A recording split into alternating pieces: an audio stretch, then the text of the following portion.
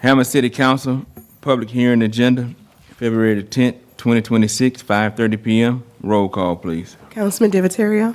Aye. Councilwoman Gonzalez. Present. Councilman Leon. Present. Councilman Andrews. Present. Councilman Wells. Old business number 1. An ordinance to approve a major subdivision by Chad Stevens at 610 Hewitt Road, located in District 3. The Planning and Zoning Commission, hearing no opposition, recommends adoption 5-0. Charles Marshall. I'm going to ask our city planner, Frankie Legault, to come up and speak on this, and I think we also have representatives here to speak as well.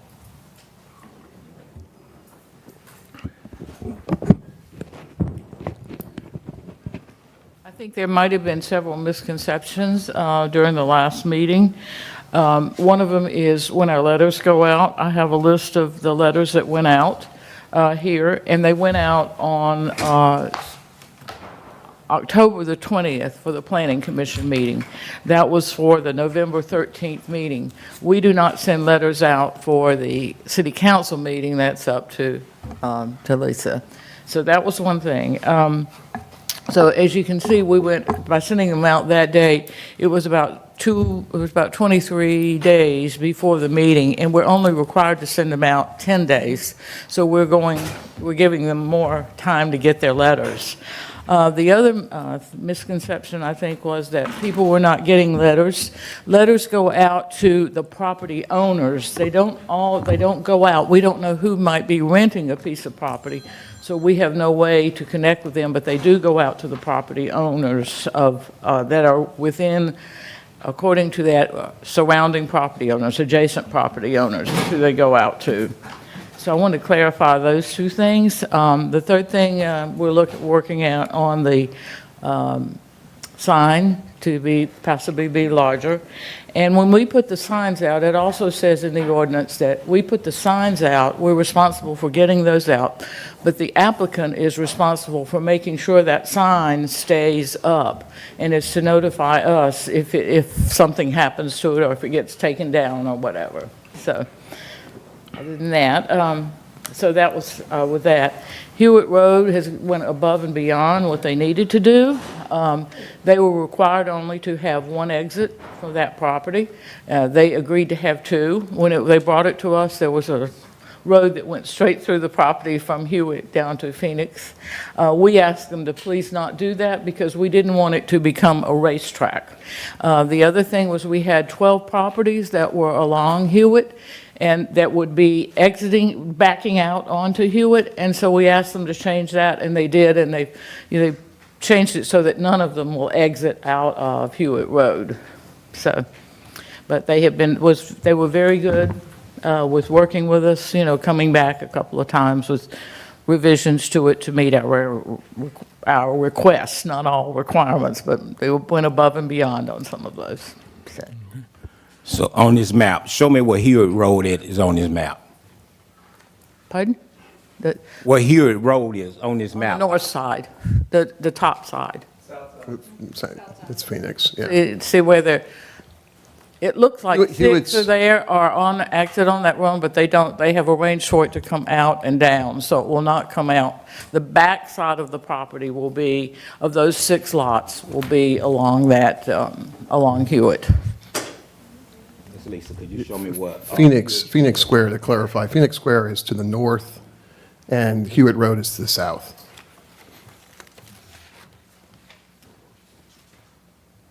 So Phoenix Square is to the top, and Hewitt Road is to the bottom of the map. Okay. Okay. So what are 12 houses that were going to back out onto Hewitt Street? Show me that. Councilman, she misspoke earlier. She meant to say Phoenix Square, not Hewitt. Yeah. That's why it's such a misunderstanding of what's going on, Mr. Charles.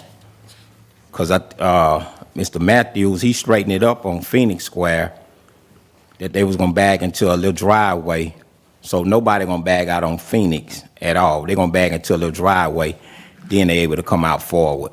Right, that's what Frankie was explaining. She just got the two roads confused. What she was saying is that at the request of the city, The developer agreed to make those lots along Phoenix Square to the north, to the top, larger to accommodate a U-shaped driveway so that you wouldn't have to back out onto Phoenix Square. Yeah, okay. Now, two issues that I'm having. For the subdivision, this on the city. This have nothing to do with the subdivision, have nothing to do with the owner, have nothing to do with the seller. Let me make this clear. How many letters you sent out? How many letters were sent out to the property owners? To adjacent property owners. Yes, I have a list adjacent, of yes. all of these letters right here that went out. No, I'm saying how many? Well, I'll have to count them. 1, 2,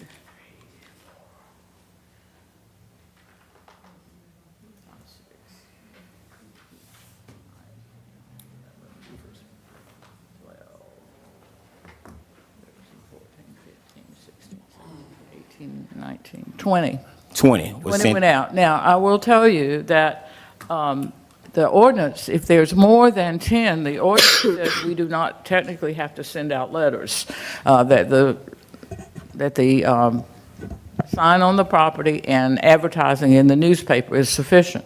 But as you can see, we do send them out to all adjacent property owners, even though it was more than 10. Okay, that's what the ordinance say.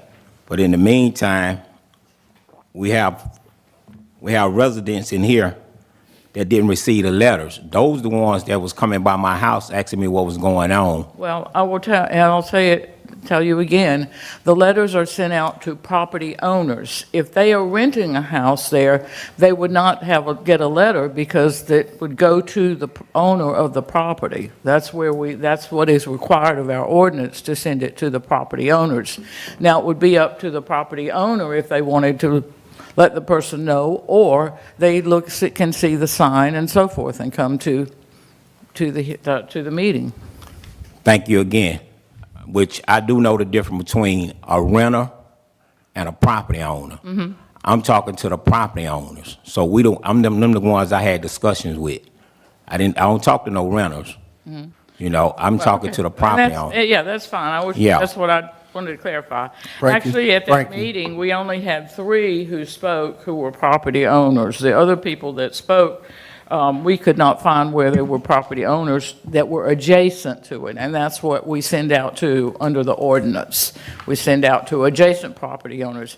If they were 1 or 2 off of adjacent property, people that were adjacent, they would not have received a letter. Frankie, why don't you give him the letters Okay. that you sent out, please? Be happy to. This is a list of addresses, and I have all the letters underneath it. And it was too thick to staple together. Okay, couldn't get it.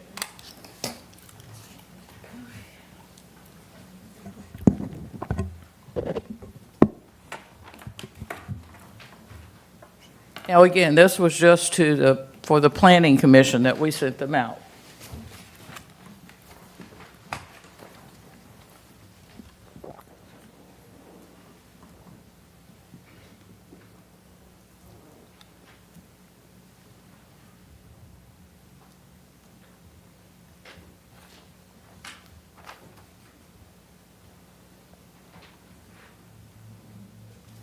Ms. Rayfield, did you receive one of these letters? No, I didn't.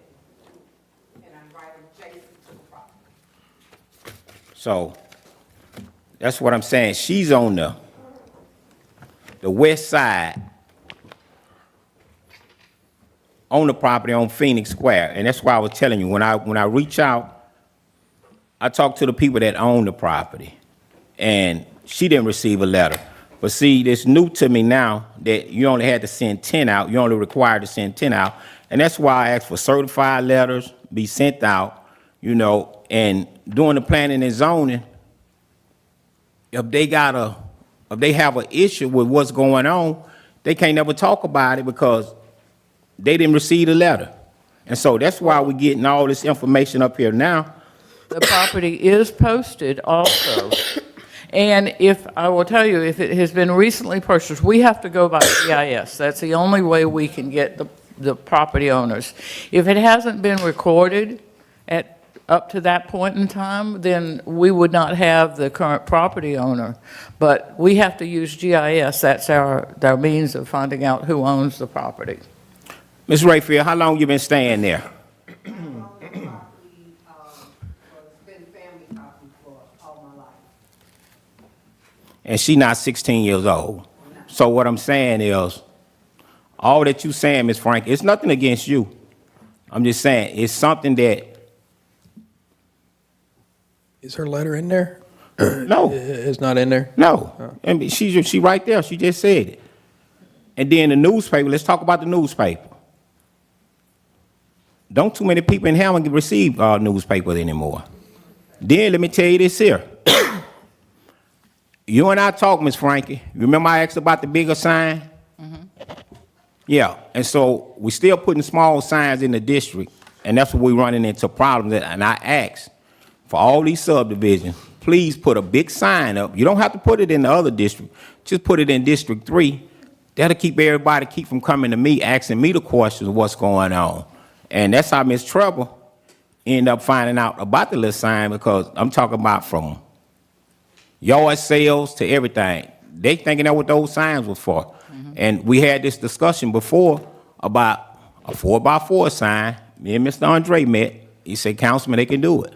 We are looking into it right now, and we're getting what do you think? Yeah, on the various, from the various companies that do it. We have a number of signs already, since 2x2, 2 foot by 2 foot was in the ordinance, and that was what was kept watering. But we are certainly looking into it right now to get the quotes on what we can do and how much it would cost.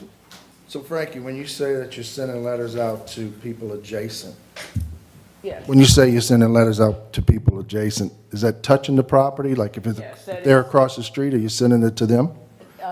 Yes, we send if it's a corner property, we would send to the corner property owners, the ones that are across the street. But if it's more inland, we would not send it necessarily across the street. Ms. Rayford, does your property touch that property? Yeah. That's why I'm saying maybe it could be, it's GIS that we use, and if something happened and it did not, when it does not get recorded through us, when it gets recorded through us, we always send it to GIS to change the name. That does not always happen when it's recorded at the clerk of the courts. Understood. Without us knowing about it, so.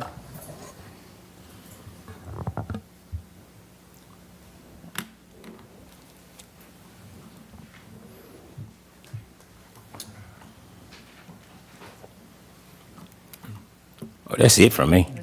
Thank you. Anyone else from the public on this item? You can step to the mic, please. Give us your name and city.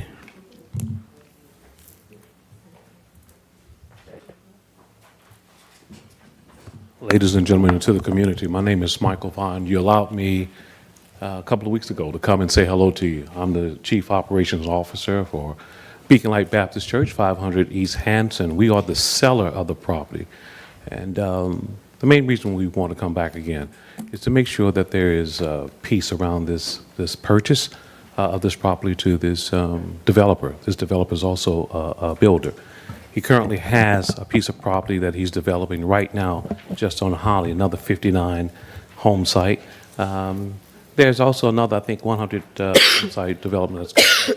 The point in bringing this up is because, Hammond, you are, in fact, on the move. You are going to grow whether you want to or not. You have the space, you have the people, you have the girth. It's time that this happens. I was a part of a sale just recently where North Oaks Hospital purchased the largest OBGYN clinic, and now they have expanded that space to accommodate the new babies that are coming. The hospital also, I think, purchased the old Harley-Davidson building, and that's underway right now. This infrastructure is being built to accommodate this growth and this development. My hope is that this property can be a part of that growth. It's going to house 59 homes, single-family dwellings. These are $250,000 homes. These are not rentals. We were not looking to find a buyer that would degrade or make worse the environment, but actually to improve this environment. With these new home sites, that's additional tax revenue that could be used to take care of further infrastructure and some of the issues that we currently exist in this area. And as a church, we get to grow with that as well. We have partners that live in this area, and we want to be a good friend to the same environment. The intent is not to bring harm, but to bring help. The intent is to allow Hammond to grow in a manner consistent with the demand. My request is, of this meeting, if you don't mind, there's going to be some more issues, I think, that you heard on the last time. I ask that you separate the issues of grass growing in the street, garbage pickup, and anything of that nature. Set that aside and make it separate from the purchase of this property so that it can get a fair shot. There are always going to be some issues. Growth brings growing pains. And so with that, I think you'll have additional revenue to throw at those growing pains. I thank you. If there's any questions that you may have about myself, Beacon Light, please, I want you to ask those now. But I would ask that we kindly not bring together too many thoughts so that this issue get caught up, the sale of our property gets caught up with other issues that maybe not have been addressed. And I hope that's fair. Thank you for your time. I salute and I welcome, and I want to be a champion with Beacon Light as it relates to your growth and your development. Best wishes as we go do this. And just like yourselves, I'm going to be here for the day of celebration as this growth continues. Thank you. Thank you.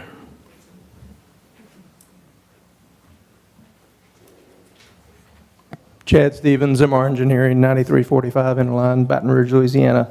I would like to point out, because I failed to last meeting, that Mr. Kyle Bratton is the developer. He is from Ponchatoula, currently lives in Tickfall, so the developer is from this area. I signed the application just because I'm the engineer, so this is not my project, other than we're the civil engineer for the project. So last time we were here, we covered traffic, drainage, and sewer pretty extensively, so I'm not going to cover that again. I would like to point out some things about the zoning and the density. This property consists of two different zonings, RS3 and RM2, as you can see there on the screen. RS3 allows 14.5 units to the acre with a minimum lot size of 40 by 75, which is 3,000 square feet. That encompasses 5.6 acres of this property, and at the maximum density, that would allow 80 units on that portion of the property. The RM2 is 8.3 acres. That zoning district, in addition to single family, allows multifamily. So that could be done at 7.25 units to the acre, again with a minimum lot size of 5,000 square feet, and that would allow 60 units on that portion of the property. So the property is zoned for approximately 140 units, and we're doing 59. Our lots are 6,000 square feet, which is twice the size of the minimum required in RS3, and about 20% larger than the minimum size in RM2. We have 2.3 acres of green space. When you include the pond, which is allowable green space, that's 17%. And again, our density is 4.3 units to the acre because we have 59 lots on 13.9 acres. As Ms. Frankie said, the notices were properly sent. The ordinance has been followed. Planning Commission recommended approval of this 5-0 once we worked with them. So the ordinance has been fulfilled, and we would ask for your approval. Thank you.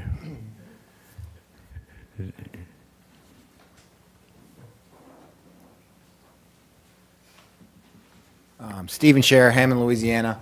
I work at the corner of Southwest Railroad and Hewitt Drive. So I'm in the area pretty often. I also work in real estate doing closings. And I do know that there is a demand for single-family houses at an affordable price point in the city limits of Hammond in a walkable area. Most of the stuff in this price point seems to be on the outskirts of town where you can't really walk to Target or downtown within a mile or so. I think these are going to be primarily owner occupied, which I know crime was a concern. I think that always helps crime, and I think it's going to help the tax base. So if there are concerns like streets and utilities, I don't think it would hurt to have some extra money coming in. So I would encourage you to vote for it. Thank you.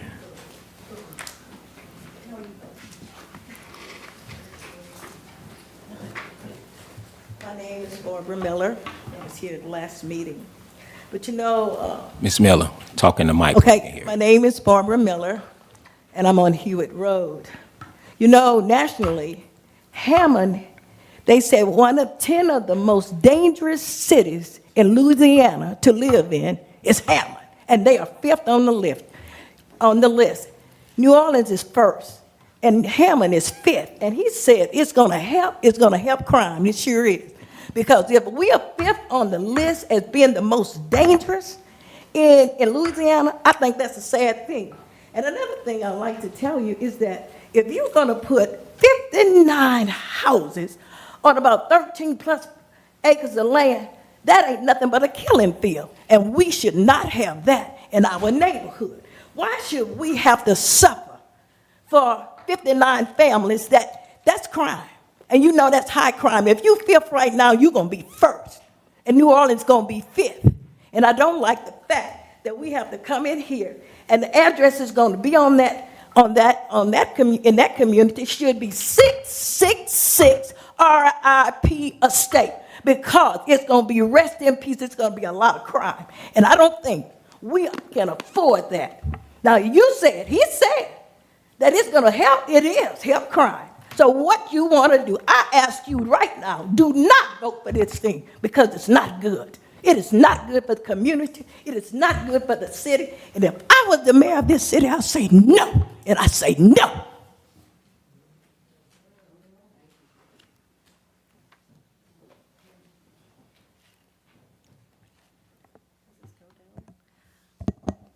My name is Megan Frady Bordelon, and I reside at 408 Hewitt Road. I've lived on Hewitt Road since September of 2014 when I bought my home. During the last council meeting, the representative present for this proposed neighborhood mentioned this new neighborhood would add 63 peak hour trips to Hewitt Road. I would love to know how they came up with that number. It seems to me that more than 63 vehicles will be present in a neighborhood with 59 houses in it. Most houses have 2 vehicles. Where did the number 63 come from? Was this a privately funded study? Was it unbiased?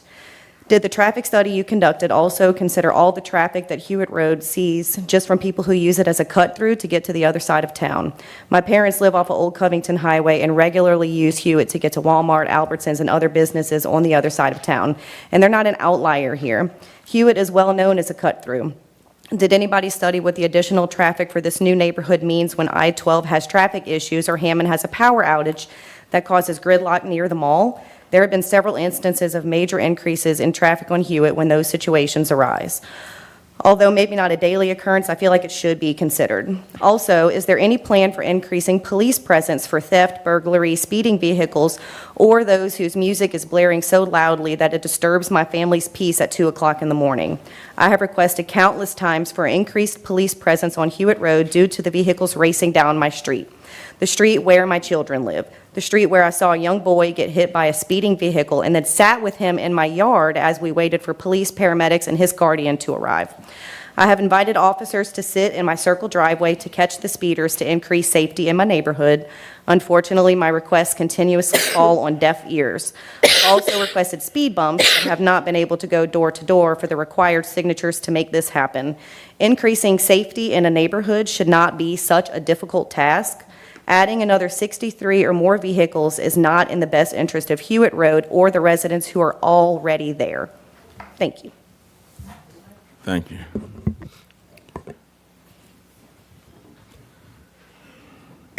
How y'all doing? My name is Jamie, Captain Jamie Green, USARR, and I'm a Hammond resident. My address is 1202 Hewitt Road. I've been in Hammond a long time. The home that I'm in is a home that I actually, got from my parents, so it's been in the family a long time. I've seen a lot of things come and go. I remember when the land that they talking about got cleared. I remember all these things, just like she said. Hewitt has become a cut-through street. I myself have been almost ran over going to my mailbox. I don't let my kids go to the front of my yard. I don't let them anywhere near it. Not only have I been almost hit by residents, but by officers as well speeding down the street. This is a overall issue. Even with 59 houses, which is not directly behind mine, it will be an issue, because the intent may not be to be low-income homes, but we also know the intent, unless it's something on paper, it can be whatever we want it to be. Just like across from me, it's the different color homes. I don't really know the names because I'm kind of in and out, but Hammond is my home when I do come somewhere to rest myself. Those weren't never supposed to be low-income homes. I went on a deployment and I come back, and next thing you know, it was low-income homes. At one point, they were supposed to be built homes that people were selling. 3 of them ended up being built homes, and everything else, excuse me, I've been getting over a cold too. And next thing you know, it was low-income homes. Nobody wants that on side of them. So although the intent may be good, if you don't live there, you don't know what's good for my neighborhood and my community.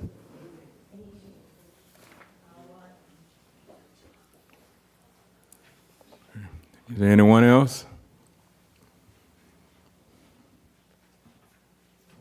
I'm sure y'all remember me from last time. I mean, it's pretty interesting that somebody out of Baton Rouge come telling us what we need in our community. I'm all for growth, I'm all for all of it, but we have four new subdivisions in our area within that one block.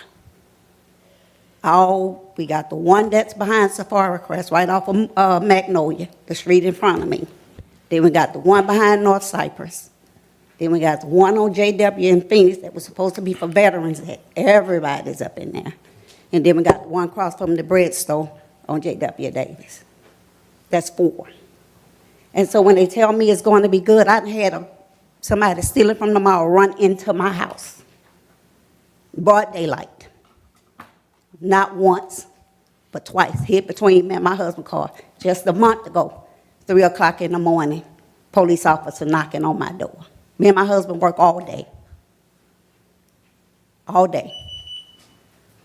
And don't tell me about these subdivisions, what's supposed to be good, because I work out in the field. And I go in a lot of these nice subdivisions that's supposed to be good. So don't tell me about not going to have crime.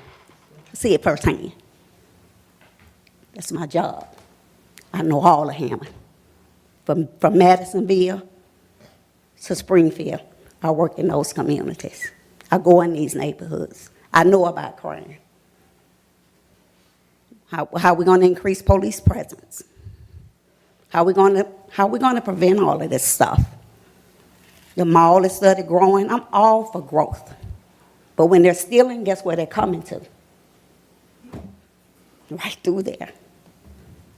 Off Old Covington Highway, run right on Phoenix where I live. So traffic just heavy through there because it's an overflow. Whenever the interstate is backed up, they come up Old Covington, cross over to Phoenix, cut through. I watched, just like she said, a young child get flipped up in the middle of the street and get put in the hospital in ICU. So I know all of that. So I don't need somebody from out of town coming telling me. I'm 60 and I born and raised right here. I'm from Hammond. So I don't need nobody from outside coming telling me about what we need in Hammond and growth. We got growth. And I'm all for somebody selling and growing. But if they can't tell me how they're going to keep us safe, I don't want to hear that. I need to know how you're going to keep my community safe, how you're going to get some extra police presence. Infrastructure, the drainage, all this, I need to know all of that. I'm not for a 5th subdivision coming up in this little bitty area. They drowning us out. And I vote no. I don't want that in my neighborhood.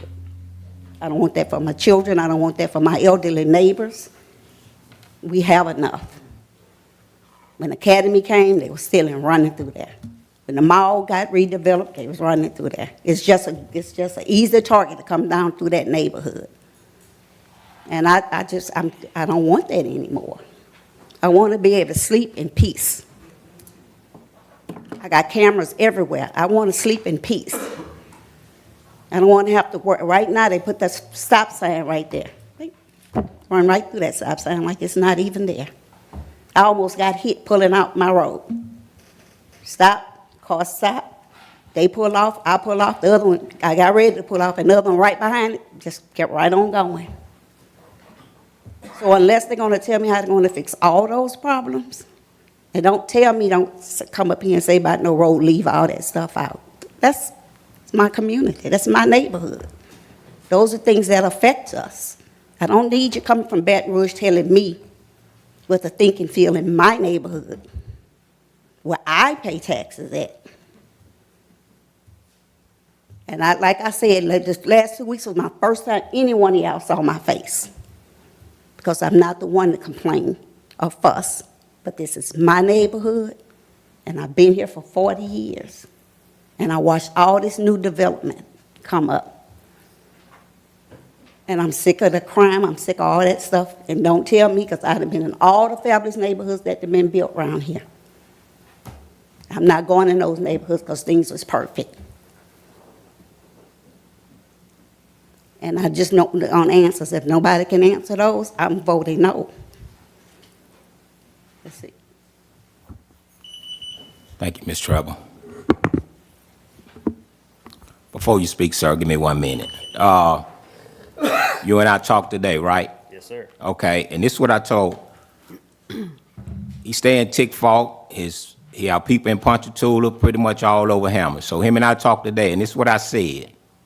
And from this point on, I talked to they lawyer. From this point on, whoever I talk to, I tell them, record this conversation. I'm on the phone, and I told him this. And I'm saying this because my name be thrown out there on stuff I don't say. So when I'm on the phone with you, I want you to record the conversation, because whatever I say once, I can say it twice. I have no reason to lie about nothing. And I will say this here right now. Whatever the community want, that's what I'm going with. Because I tell everybody, and just in case you don't know me, I'm strictly for the community. The community the one appointed me in office. So whatever they tell me they want, that's what I go with. I take nothing personal. I got family members or contractors that do the same thing y'all doing. And I tell them the same thing. You better go reach out to the community. And after this project come up, and this project been a lot on the community, and so from this point on, I done told several contractors that can contact me, please go reach out to the community. And if this is what, all these people would have known about this here, this wouldn't have happened here. This would have happened in planning and zoning. That's where it would have took place at. That's why you always see they get no feedback, because they know nothing about the meetings. So if these letters go out, certified letters, you won't have all this at the council meeting. And I've been asking for this here. Ms. Franklin, when she first got on, the 4x4 sign. Now, we looking in the prices. I heard that a year or so ago. We looking in the prices. But the problem is, if we start doing these things the right way, we won't have all this issue going on now. Thank you, sir. Okay. My name's Kyle Bradden. I live on 50422 George Road in Tickfaw. In 2022, the council had a strategic growth study done in 2022. I'm sure y'all have gotten a chance to look at that. I just wanted to point out a few things that the recommendations of this study highlight. Goals provide affordable housing that's compatible to the existing residential character of the surrounding neighborhood, capitalize on properties that could be redeveloped, developed for housing, and provide surface infrastructure that would create more complete, connected, safe, and attractive neighborhoods. I'm gonna just speak on the sales and where we're getting our anticipated price point with the 250,000 and higher. In that 5-year study, the study was done from 2017 to May of 2022. There were 861 single-family homes recorded as sold. During that 5-year period, 861 single-family home sales. The median price point was 175,000, of which The year 2021 to 2022, those prices were 221,000 average in that year of 21 and 22. This is a 45% increase during the 5-year period, of which we're in year 4 now after the study.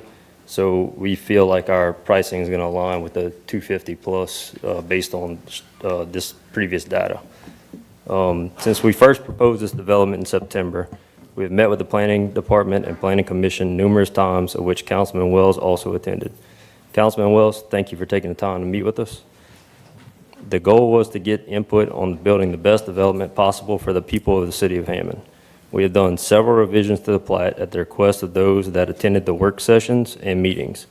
During the final revision, Commissioner Ron Matthews had a suggestion to push the buildable lot line back on the 6 lots that front Phoenix Square in order to give the homeowners room to be able to turn around to not have to back onto the road. Mr. Matthews, thank you for that suggestion. I'd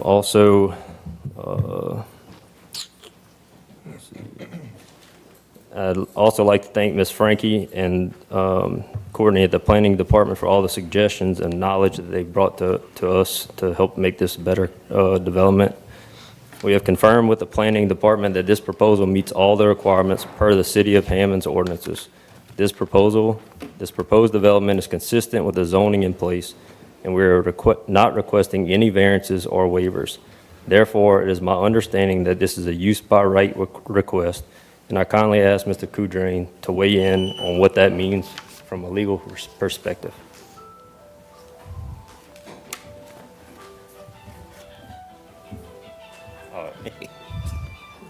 Well,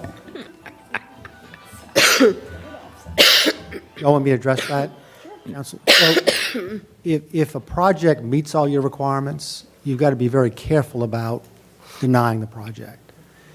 You can't take property out of commerce. So any development on any property is going to increase traffic.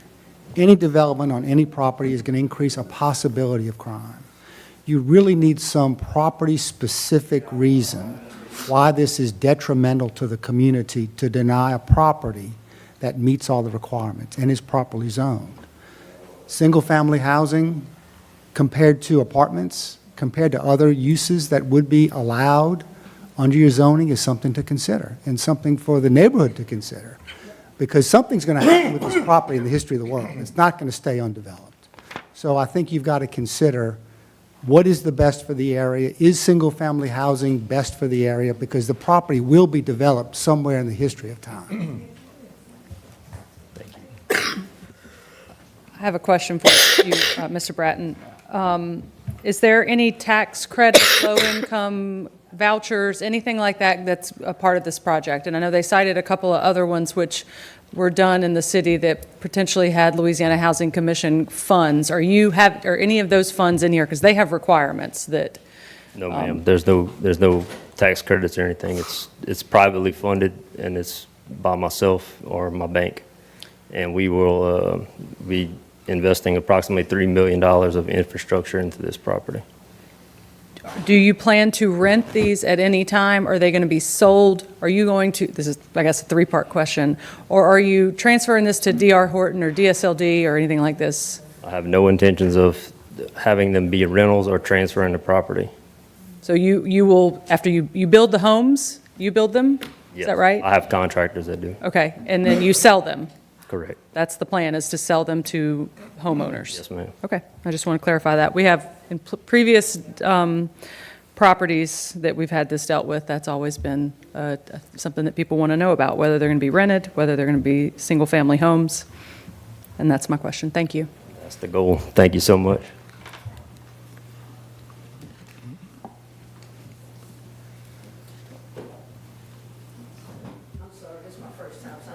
How many times you can speak, but I just want to say again that we keep throwing the word intent, intent, intent. Nothing is final until it happens. They keep saying the word intent. And also, another issue, I know they've been raising sewage. So sewage is one, right? Drainage, that's an issue on Hewitt Road already. I have 2 backups on my house, and sometimes when y'all turn the city pumps off, that water is coming up. And it's only one way to go. It's going to come through people's homes once you start congesting the area with more houses. Also, when they lock those houses in at whatever low budget price that they're locking it in, 175, 250, everybody on Hewitt needs to know that when you go to sell your house, the appraiser is going to look at everything that is being sold around you. Your house will be locked into a price. I live in a 5-bedroom, 2.5 bath with an in-ground pool. When I had my house appraised, it only appraised for $250 at the time because that's what everything around me was selling for. So if you go to sell your home, you will be locked into whatever cheap base price that they're selling those 59 houses for because they're going to go like hotcakes. So just know that as well. Y'all are making us basically bringing our property value down. That's what's happening at this point once they go to selling those homes for the 175 or 250. Just another note.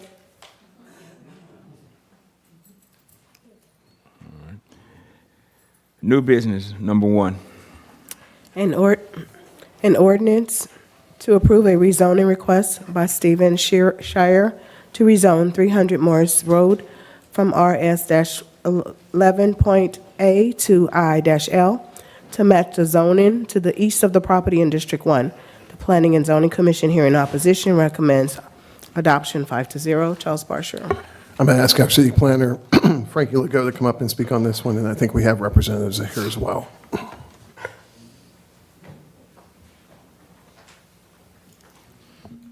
This is one of the type rezonings that we like to see because it's going in next to property that's already zoned that. It's in an area that has a lot of commercial and industrial properties in it already because it is near the airport.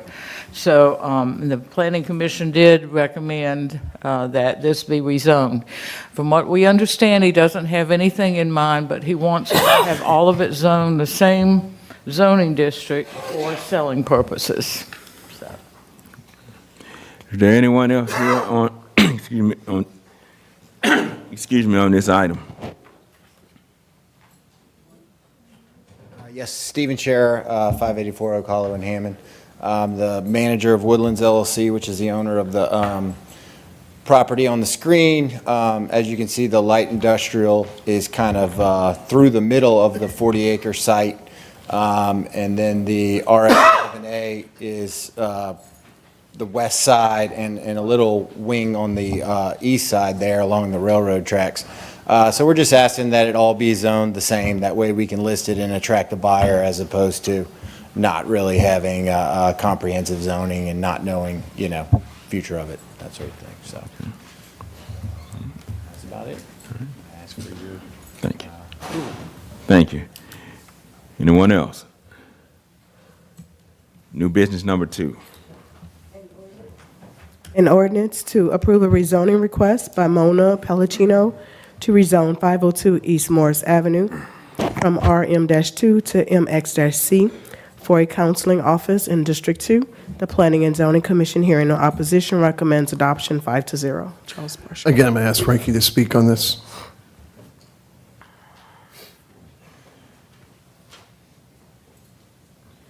Ms. Pellicino would like to rezone, as she said, to MXC. She has a counseling business. There is already, the building is a small building, and there is already parking on the side for 7 vehicles. So there's plenty of room there, because generally if you do counseling, you don't have that many cars, if you're a single individual doing the counseling.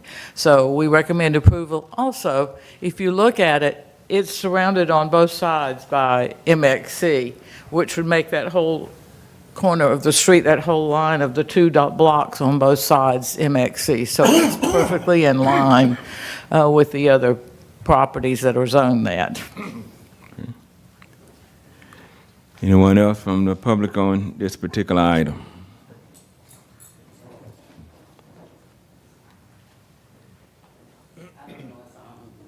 Replying to what you just said or not, I've been trying to get up, but Excuse me, Veronica. No, this not the one.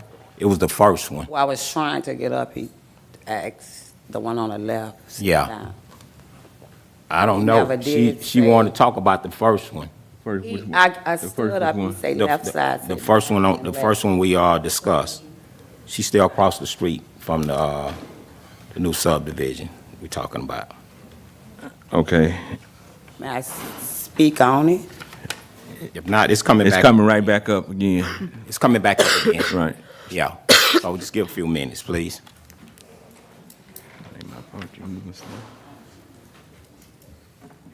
Number three, An ordinance by the city planner to amend the Unified Development Code, UDC, regarding appeals.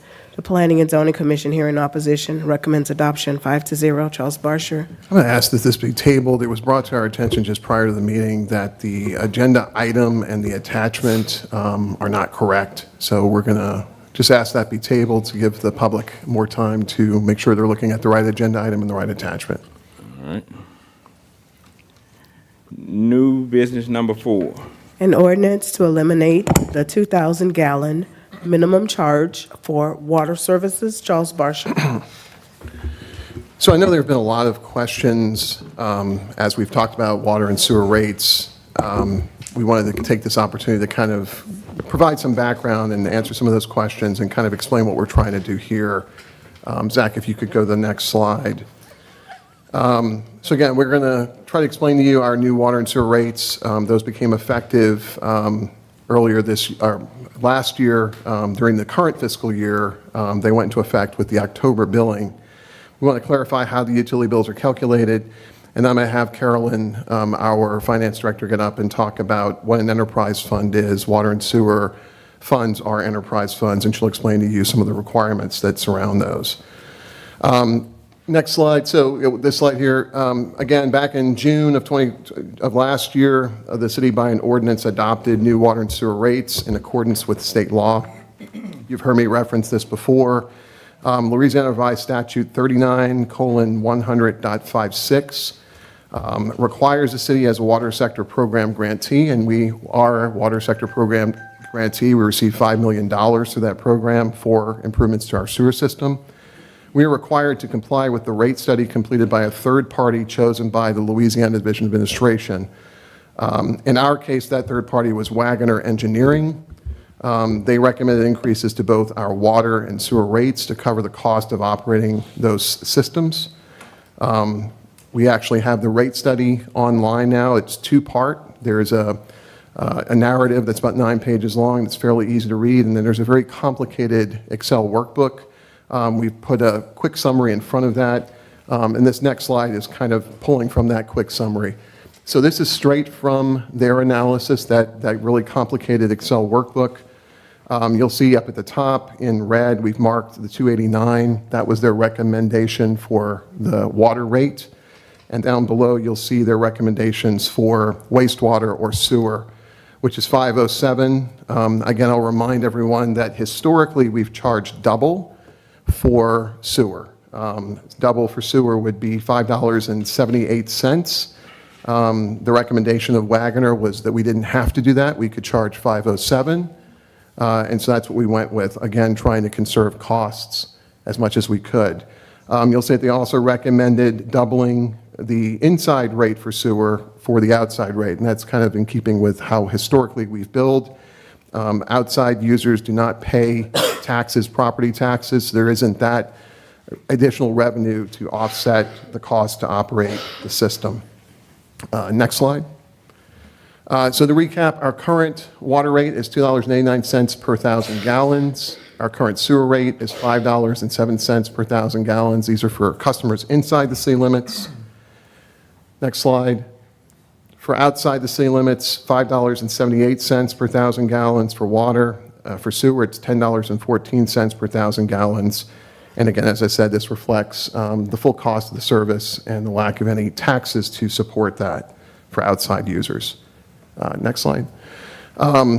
Currently, our water and sewer charges are based on total gallons used each month, and we have a minimum bill based on 2,000 gallons. So if you use less than 2,000 gallons currently, you are paying for 2,000 gallons. If you use 1,000 gallons, you're paying for 2,000 gallons. If you use 500 gallons, you're paying for 2,000 gallons, both for water and for sewer. We're proposing with this ordinance that was introduced at the last meeting, and it's up for consideration tonight, actually removing that 2,000 gallon minimum. So if you are a resident who is low income, fixed income, you're a retiree, you're on Social Security, this probably is going to directly benefit you, particularly if you're using less than that 2,000 gallons. This is going to be a meaningful savings to you. Just to give you from some perspective, if you use 1,000 gallons, your bill would go down by about $8. So your bill would go from about $43 to about $36. Next slide. Actually, Carolyn called around, and I know there's been a lot of questions about how our rates compare to other municipalities. So right here we have a summary of some of those. City of Hammond at the top, again, $2.89 per 1,000 gallons for water, $5.07 per 1,000 gallons for sewer. You'll see that the water district, this would be people that live right outside the city limits that are receiving their water from the Tangipahoa Water District. They charge $18 per 3,000 gallons. That works out to about $6 per 1,000 gallons. They're the water district, so they don't charge for sewer. They also charge $3.28 per 1,000 gallons over 3,000 gallons. So they have kind of a sliding scale. City of Ponchatoula has a flat fee of $16.50 for water and $21.50 for sewer. If you're not metered, if you're metered, you pay that flat fee, and then you pay another fee for your usage over 13,500 gallons. So your combined bill for water and sewer, your minimum bill in the City of Ponchatoula would be the $16.50 plus the $21.50, which works out to about $38 a month before any usage over the 13,500 gallons. Next slide.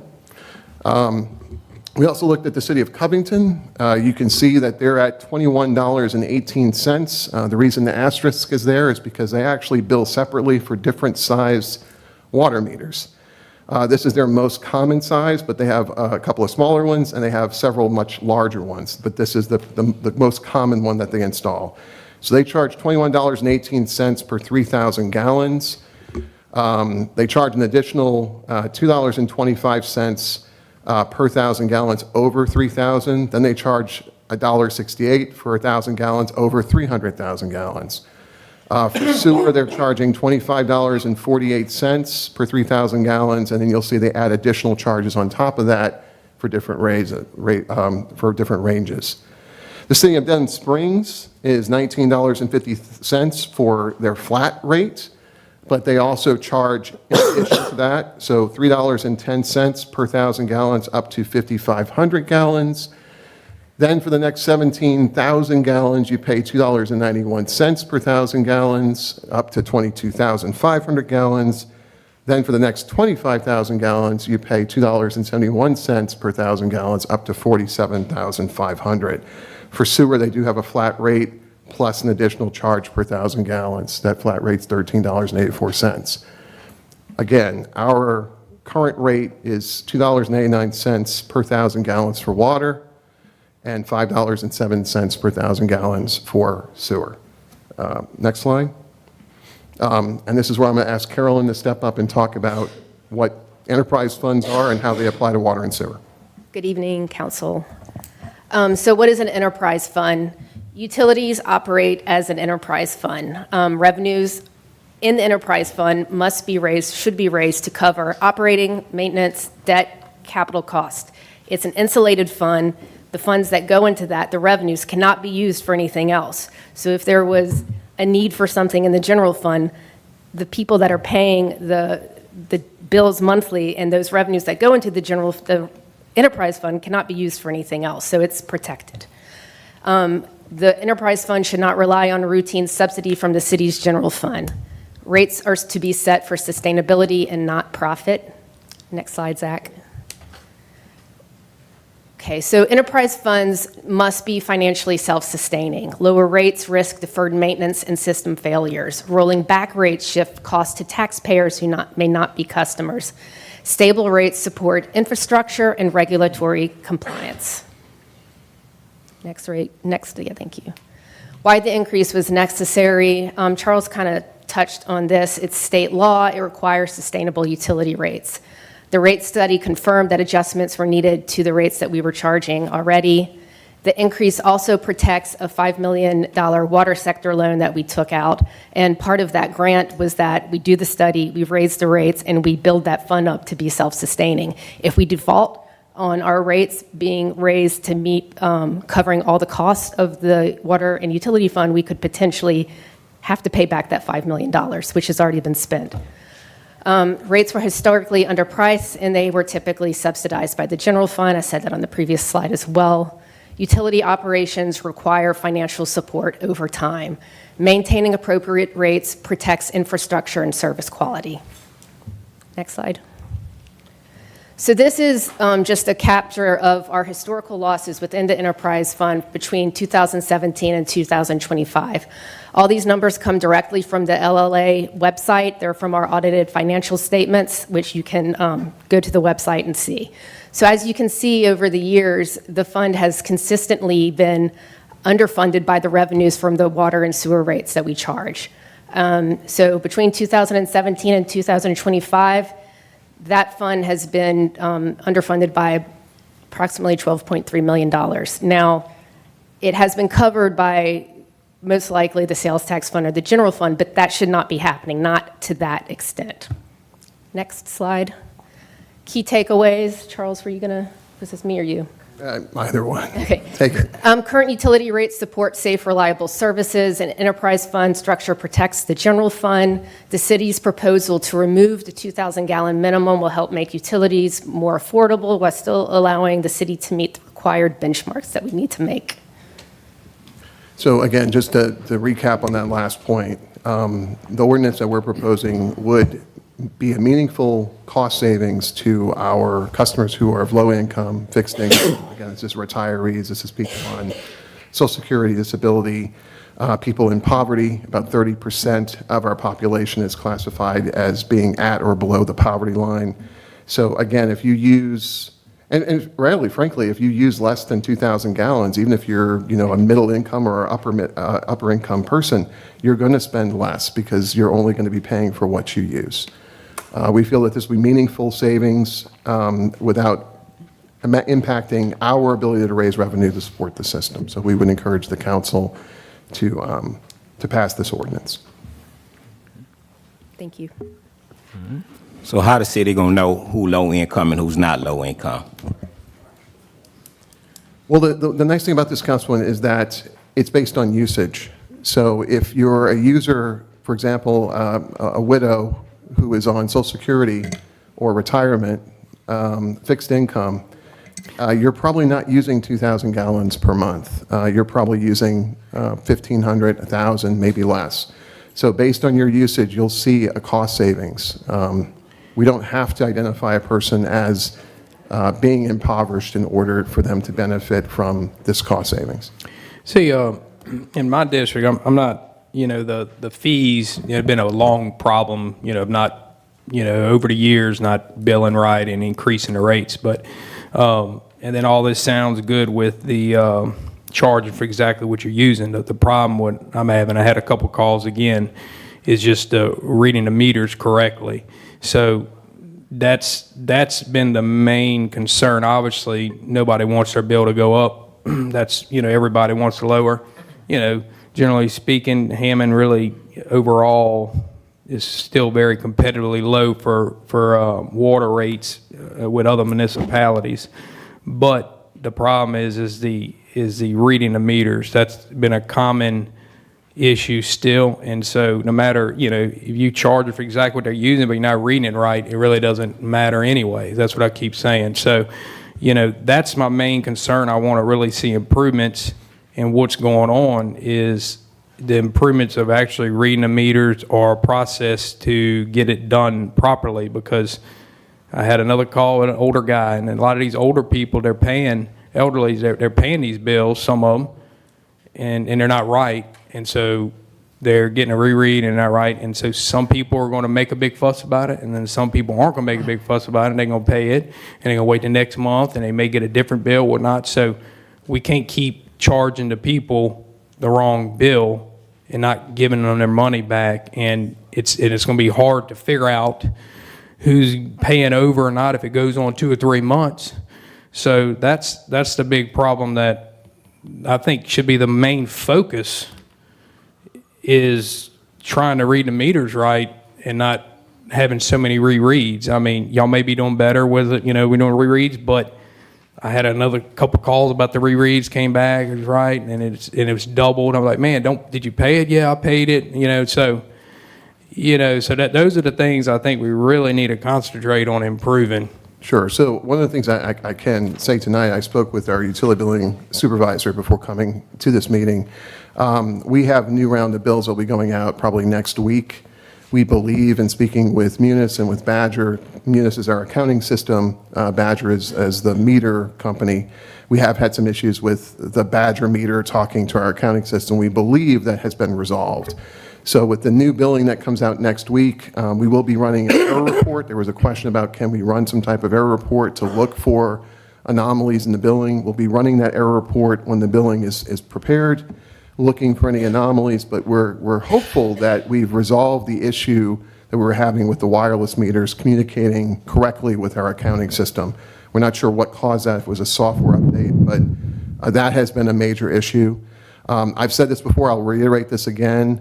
The most helpful thing you can do if you have a bill that you feel is too high, it's much higher than your last bill, contact utility billing, contact myself, and I'll speak with billing directly, utility billing directly. But we've had customers who have contacted us because their meter was not being read.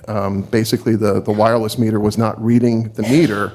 We correct that issue, and then what happens is when the meter gets properly read, it's catching up for the past 2 months. And so they'll end up with a really high reading. If we can determine that's what happened, we will not make the property owner or the customer pay for our mistake. We'll issue a credit. I did confirm that with our utility billing supervisor today. That is kind of our standard. If it's our error, we're not going to make someone pay a $300 bill because there was an error in reading their meter.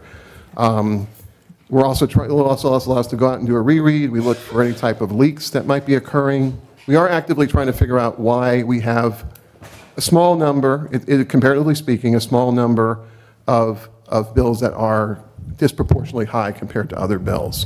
I understand that our rereads are down to about 4 or 5 per week, which is fantastic considering we have about 7,500 customers. But we are actively working to address some of those anomalies that are out there. So again, if your bill is higher than it normally was, if you're seeing double or triple or more, there's an issue. Contact utility billing, contact myself, if you will, or if you contact your council member, I would ask them to contact me so we can look into the billing and figure out what the issue is. So the ones that aren't calling for the rereads and they're paying it just because they don't know anything, you have a system that is going to audit and try to look for errors that are overpaying and going to. So, for example, we had a bill come in. Let him finish talking. I'm sorry. Yeah, and going to credit the customers? Yes. So we had an incident today where we had a bill that came in that for the past 3 months, for whatever reason, the meter wasn't getting read. And so what happened is we've got the issue resolved. This month, their reading is like $400. We're not going to make that customer pay the $400. We're going to credit them and charge them for this month based on what their billing probably would be normally, around $40, whatever the normal is. We generally go back 12 months and see the average. Shalita Moore is here. There was a question about how do we train and do we train? Yes, we train. Shalita said that we send them out for 5 months with our top 3 readers, and that's how she trains. And Shalita is over everyone there. She handles all of the complaints, and she'll go out and reread if she has to. If you have any questions, she is here to answer any questions as well. She has gone through some serious transition in this department, and they've made a lot of headway, as she said as well.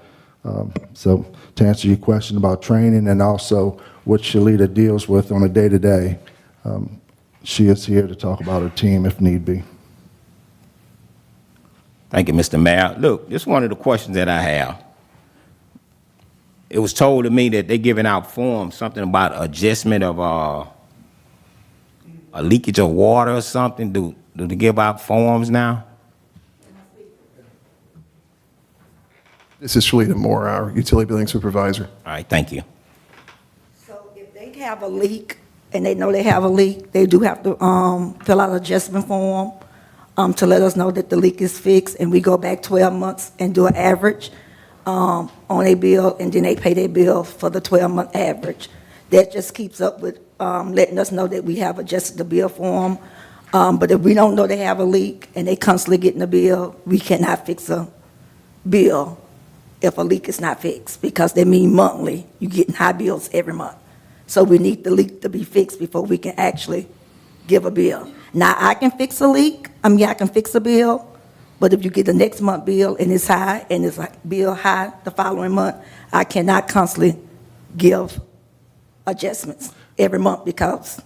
And what we started to do as well, correct me if I'm wrong, is if allowed to, we'll go in the house and make sure that some of the tanks aren't leaking, the valve isn't open. We also have the dye packet, that if you feel like you have a running toilet, because that's some of the biggest leaks. A lot of customers don't think a running toilet is a major leak, but it is. So we have the dye package that we give them, put in the back of your tank. If dye comes to the bottom of the bowl, you have a running toilet. That's a leak. So get that fixed. We also have my guys to go out to the meter. If your meter is spinning and you have nothing on in the inside, you have a leak somewhere. So we actually doing what we can, to make sure we're doing our job right. I have 4 new meter readers that I just got. They are trained 5 months.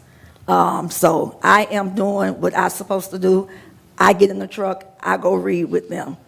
I know some of y'all get customers calling saying dirt is on the meter. It's going to be on the meter. If it's not hard dirt, they push it to the side, get the numbers, and they read. My guys read almost 8,000 meters. I'm telling you. So I'm not saying that we are perfect. We're going to have some misreads, but I correct the problem. But if you don't come to me, I cannot correct something that's not brought to my attention. But I am willing to help my customers.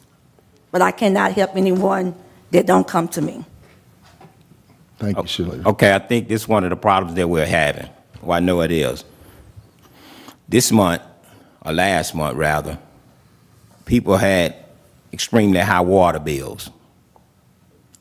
That wasn't a fault of theirs. That was a fault from the city. So I just heard you say you can correct it one time. So that's one of the questions that I have, Mr. Mayor. So if she corrected this one time, this have nothing to do with the homeowner. It have something to do with the meter reader that didn't read the meters. She's only talking about, she only corrected one time if it's a leak on their side and they're not handling it. Correct. Other than that, she's on. And once again, Mr. Wells, the reason why in your area we had a lot is the guy that was reading in your area. Once again, we terminated him. That's where the problem became, because he wasn't doing his job. So when the guys got out there and read their meters, it was catch up. So we did what we had to do to get rid of him, to bring someone else new in your neighborhood. So what I did, they did get the high bills, but everybody that came in with the high bills, because I know it was an error on my guy that wasn't reading, I corrected that error. I corrected everybody. Whoever came to me with a high bill, I corrected it as a courtesy. All right, well, I'm not going to sit here and say you didn't correct it, but yes, you can come. I'll say it. Megan Frady Bordelon, 408 Hewitt Road. My water bill was miraculously $64 this month, down to 4,800 gallons of usage from 30,000 gallons. And I've done nothing to change anything in my house other than I haven't put water in my pool since November, which you guys already know because we talked about it last time. Please fix this so that I can, so that my children can swim. But I reached out to Mr. Charles and Ms. Shalita. It's nice to put a face to it, by the way, about my $270 water bill, and still nothing has changed. I was told that it was correct, but I also was told that it was a catch-up from the last time, because my December bill was around $52, and then the next one is $270. Oh, we were catching you up because we didn't do it right last time. So I did not get a correction or ever a phone call from you, Mr. Charles, which you did say you were going to call me back after you did a deep dive into my account to tell me if an irrigation meter made sense for me. Thank you. So as I said at the last meeting, before I could go talk to Shalita, you had called her, and she had explained to you about the irrigation meter. So that's why I didn't follow up with you. If you feel as though your issue still has not been resolved, we will look at that bill tomorrow and see if we can make sense of why there may be still an issue. Shalita, I would like to thank you just for putting out the effort, always telling me they're gonna reread. My statement to you, it's gonna be the same, correct? Yeah. That's all the time. It's the same. It's never nothing different. If you come look at my meter, so whomever was supposed to reread, they didn't. It's the thing I told you. It's still sitting there. Mud is beyond. There's no way anyone can read my meter. No one can read my meter. So you can't just make up a price for me. And I live off a disability. I hurt on my job. And I refuse to give any free money to anyone. And that's me. That's just how I live. And it's not fair. She sent another reader. He didn't read it, obviously, because when I got the bill, say it was correct. No, it's not. The mud is still piled up and the thing is still sitting on top of my meter. So to let me know if you even open it. Shalita, do you know if that meter is read by the handheld? I don't even know how I want to answer this with this young lady. Step up to the, Shalita, step up here to the mic. She know, I always tell. I really don't know how I want to answer this with Ms. Veronica, Very tactfully. but I will send someone out. I will go out there tomorrow and read your meter. I appreciate that. And another thing about as far as the water bill, that $3, is it just 3 even? It's no longer, sorry. It's 508. It's 508. Okay, that I read. When you pay with, it's supposed to be credit cards, not debit cards. So I shouldn't be at 508. I was crying about the $3. I'm not giving you guys $3. That's my debit card, but it's credit card. So they done changed it. So her problem is that she paid with a debit or a credit card, and we have a $3 fee that the bank charged to use a card. So her problem is the $3 fee that she paid when she used her card.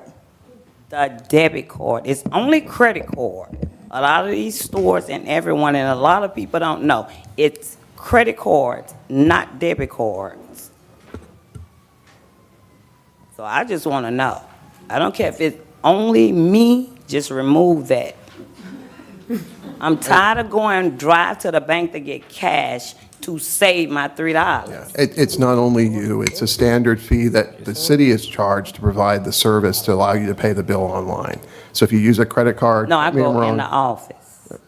Credit card or debit card, whether it's online or in the office, there's a $3 processing fee that we have to charge.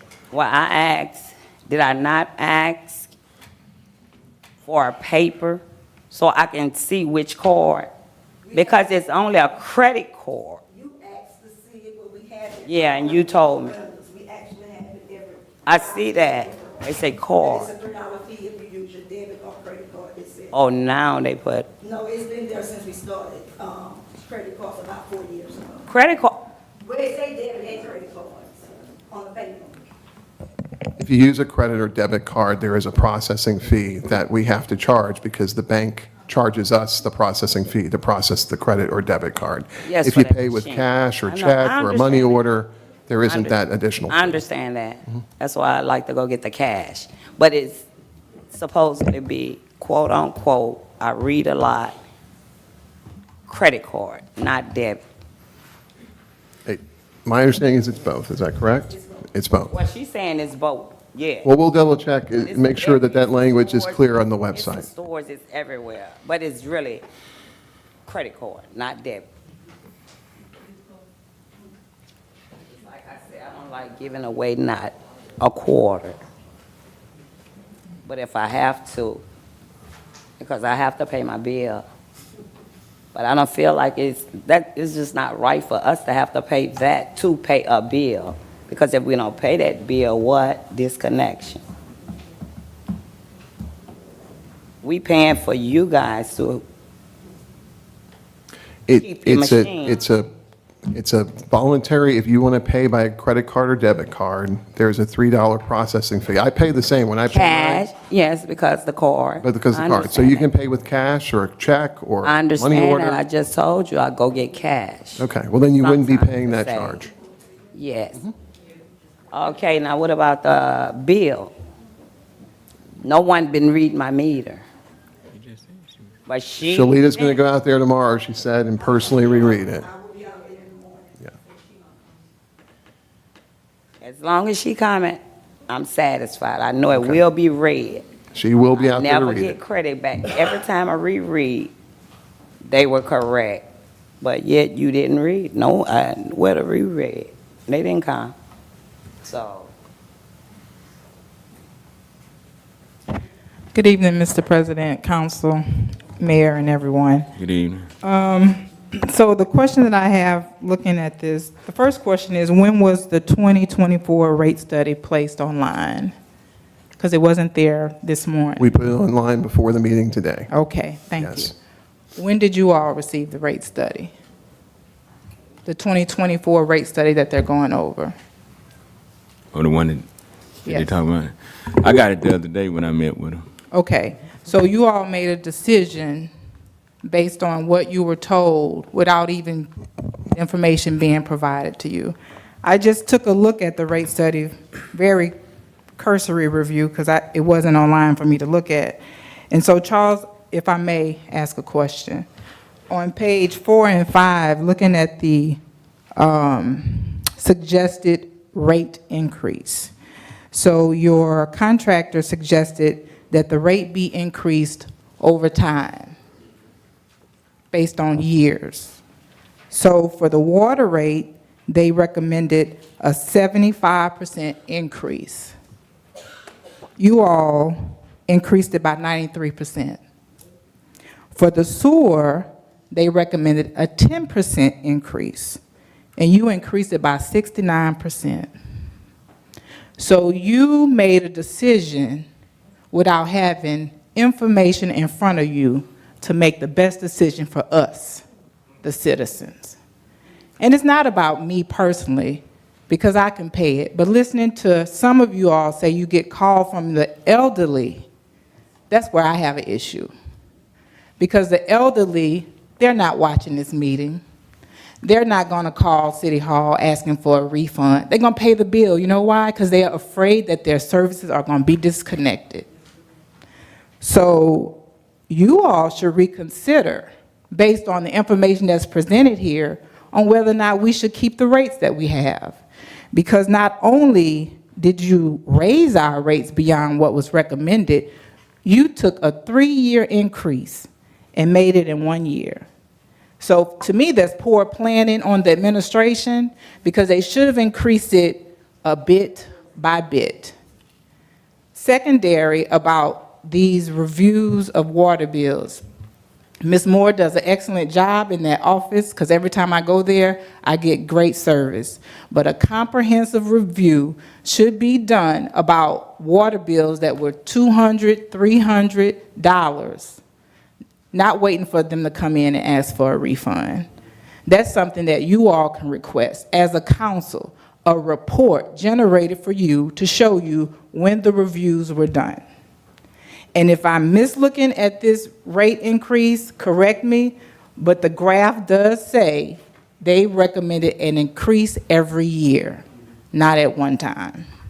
So let me clarify that. Yes, so please. You are correct that and we had the snippets. Zach, if you can go to, go back. This right here. Okay, so what we're showing here is only through 2026. Go back to page 4, please, of your study, page 4. There's a graph on the narrative summary. Oh, right, we don't, I'm going to speak to that question in a second. We only, for this snapshot, we only went through 2026 because that's what we based the rates on. But I want everyone to notice that if you look at the rate in 2024, it's $1.50. If you look at the rate in 2025, the recommendation is an increase of 75% to $2.63. By 2026, they're recommending another 10% increase. You got to add those together. It's an 85% increase. So we were adopting these rates in 2026. That's why we went with the rate that you see up there, $2.89 for 2026. If you drop down to sewer, you can see that from 2024 to 2025, they recommended a 30% increase, an additional 30% increase in 2026. We had to catch up to the year that we were adopting this. So that's why the rates that were adopted are based on the 2026 fiscal year. The full rate study that is online now, and the first page is a summary which shows these numbers and then carries them out all the way to 2034. For water in particular, it shows a 3% increase in 2027, in 2028, in 2029, in 2030, and so on and so forth until 2034. Right now, we are not proposing to increase the rates further. For sewer, it does balance off. At 507, they're saying that should carry us through 2034. But for water, they're recommending that we do an additional 3% increase every year through the next, until 2034. That is not currently in the plan. We're trying to conserve costs as much as possible. We think that the 289 rate is a substantial catch-up for the city for our costs. As Carolyn mentioned before, we've been operating our water and sewer enterprise funds at a deficit. We've been subsidizing that deficit with sales tax revenue and with grants and loans. The goal here is to make the system self-sufficient so that when we don't have grants and we don't have loans, we don't have to pull all of that revenue to cover the costs from sales tax.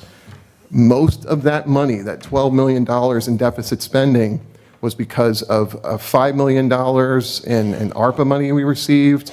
We received another $5 million in water sector program funds. We took out a loan back in, I think it was 2014 for $5 million. We took out another loan in 2017 or 18 for $2.1 million. We've had other grants of $1,700,000. There's been a lot of grant and loan money that's helped us to maintain and upgrade our sewer system. But the goal is when those monies aren't available, we don't have to take out more loans. We don't have to go look for a grant. We can actually support our water and sewer systems ourselves. That sounds great, but it negates the fact that you all were not provided information to make a sound decision. The sewer rate increased over 93% when it was recommended for 10% for 3 years, 30%. Don't gloss over that fact. I haven't even talked about the garbage because that's not on the agenda. The garbage was another bad deal that we're eating the cost of, okay? But the point I'm trying to make is when we, the citizens, are presented with a bill that information was not provided to the council to make a sound decision, that's an issue. So here we are trying to decide now whether or not we're going to reduce to 1,000 gallons minimum. And some people may think $8 is not a big deal, and for some people that is. That's a co-payment on a medicine. But beyond that, when we get further down to the sewer rate, you all should consider what was not provided. So all the numbers that's being thrown out, that's good. But when were you provided the information? That's the point I'm trying to make. When were we provided the information? Today. Today. I would just like to add that the council was presented the recommendations of the city with respect to the rate adjustments on May 12th, 2025, when we presented the fiscal year 26 budget to the council. We had 6 subsequent meetings. I spoke about this in the radio. We put it online. We invited people to come up and speak. Some people did. I stand behind what we propose. It is absolutely in line with the recommendations of the rate study. And again, we're not proposing increasing those rates an additional 3% at this time for 2027. Charles, when was the last time we adjusted the rates before 23? I believe it was 2016, and I think we went up $1 on the user fee. So, yeah, so it hadn't gone up since 16. Correct. We were overdue for a rate study. Why wasn't that implemented back then, like a little gradual, like it's supposed to be? Council, I can't say that. I know that we were dealing with the garbage situation. Well, I mean, 16, though, I mean, that wasn't. That was before this council took office. Yes, sir. I can't speak to that. I know that we were dealing with the garbage issue. I know that there's been a concern about raising rates. Nobody wants to raise rates. We found ourselves in a situation, as I described last year when we were going through the budget sessions, that we can't continue to subsidize these costs. So, look, nobody wants to pay more. We don't. And we've looked at comparative rates in other municipalities.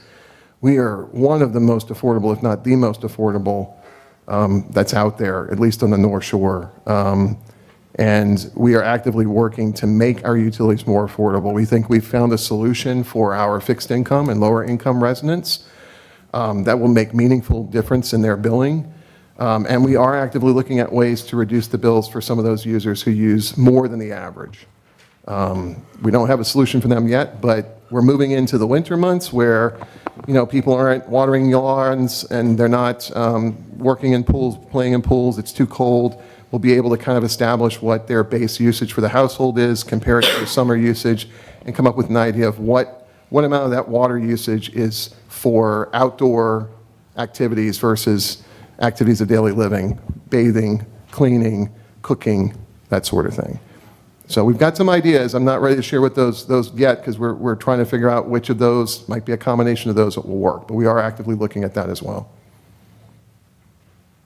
Good evening, Council. Stanley Campbell, District 1. First, I want to say thanks to the administration for having subject matter experts in the room. I think that's a big need, and I'm appreciative of them being here.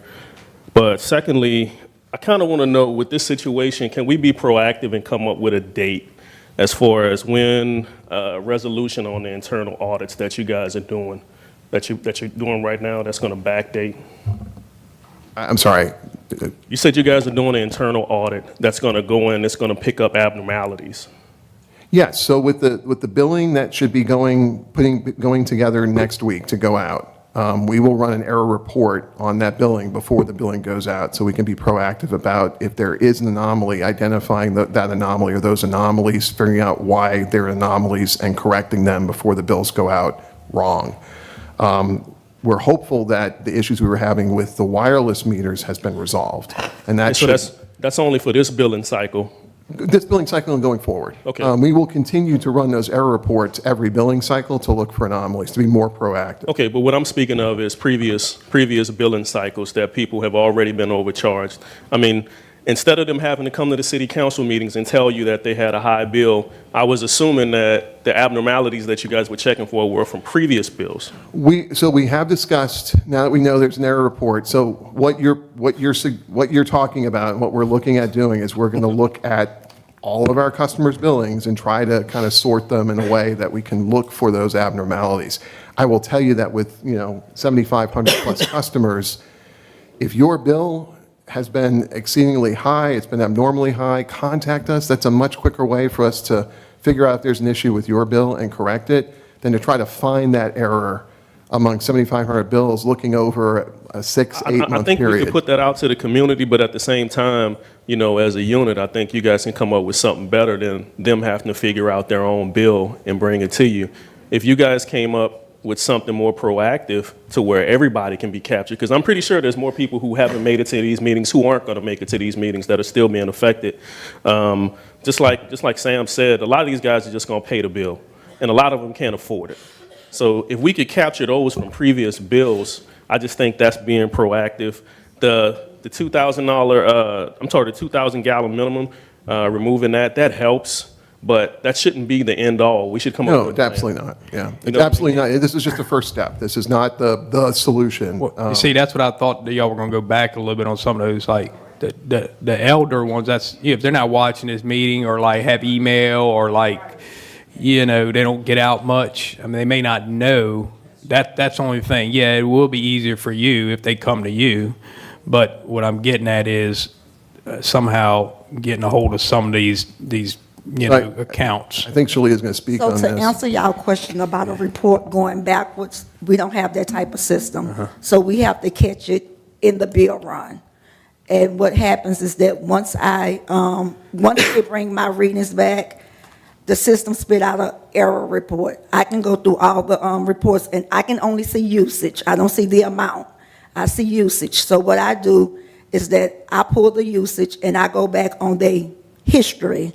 And if I see that they have used that type of water or it falls in their usage, I roll with the bills.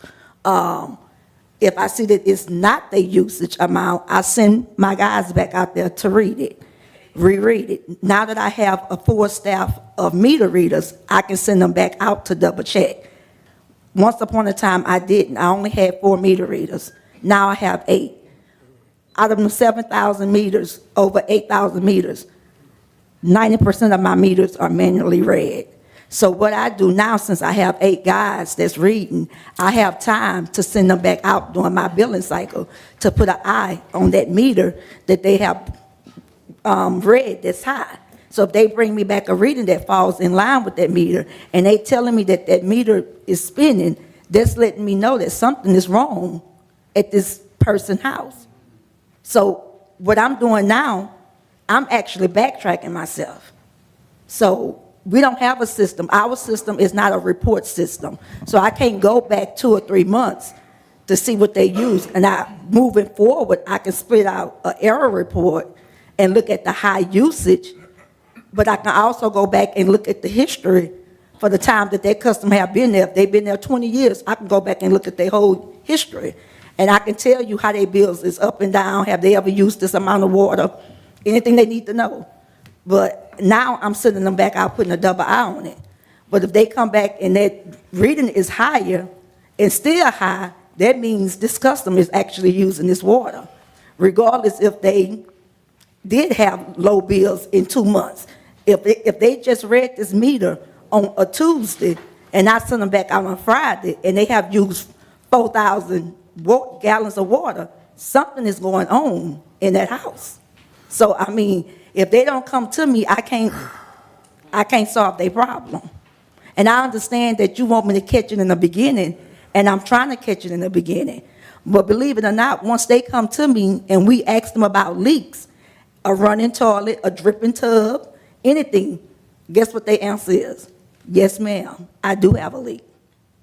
And I correct it. If I could just offer a couple of examples of how the error report will help us going forward. So these are extreme examples, but let's say we have someone that has 0 usage for the entire month. That's abnormal. That would be something we would go look at. Let's go pull that account. Let's look at their usage over the past 6 months, 12 months, however long they've had that piece of property, right?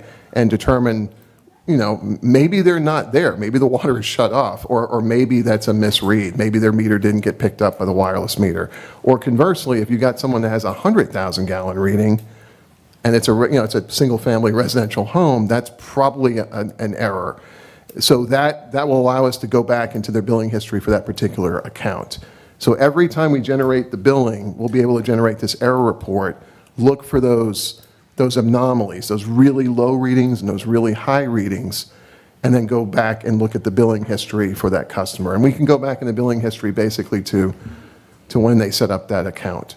So that's one of the things we're doing now to catch errors before they go out in the bills. 1 minute, please. Charles, go back to Ms. Tracy. Pick it back on Ms. Tracy. And I don't think you failed to miss what she said. It's amazing how all this information been provided tonight.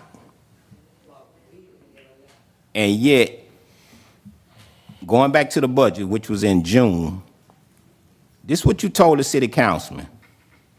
If you don't vote for this, the projects that you want, the infrastructure, the sidewalks, you're not going to receive them. This would, I'm saying, you actually threaten us. And I thank God till this day. Every time you told us about the water and the sewer, the garbage, I voted no. I voted no.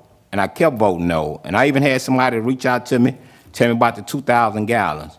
Yeah, I understand $8. $8 good for some people. But $8 is still a lot of money for a lot of other people.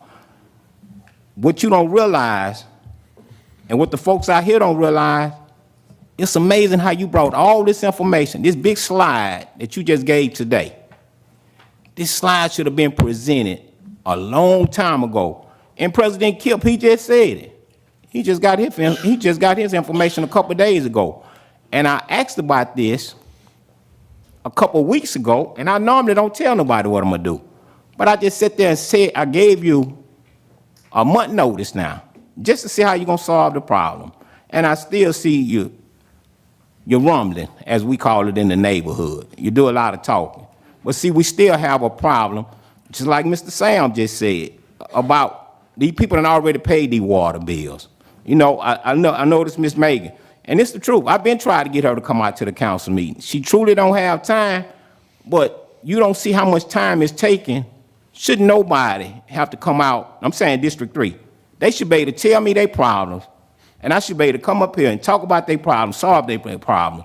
That's why they elected me for office, but yet I have to come out to prove a point to the city that it's not my problem. Those are the ones having a problem.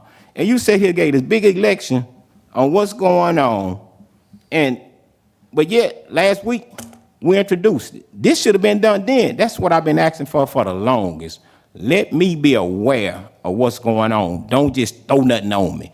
And me and Miss Lisa talked. I had a discussion.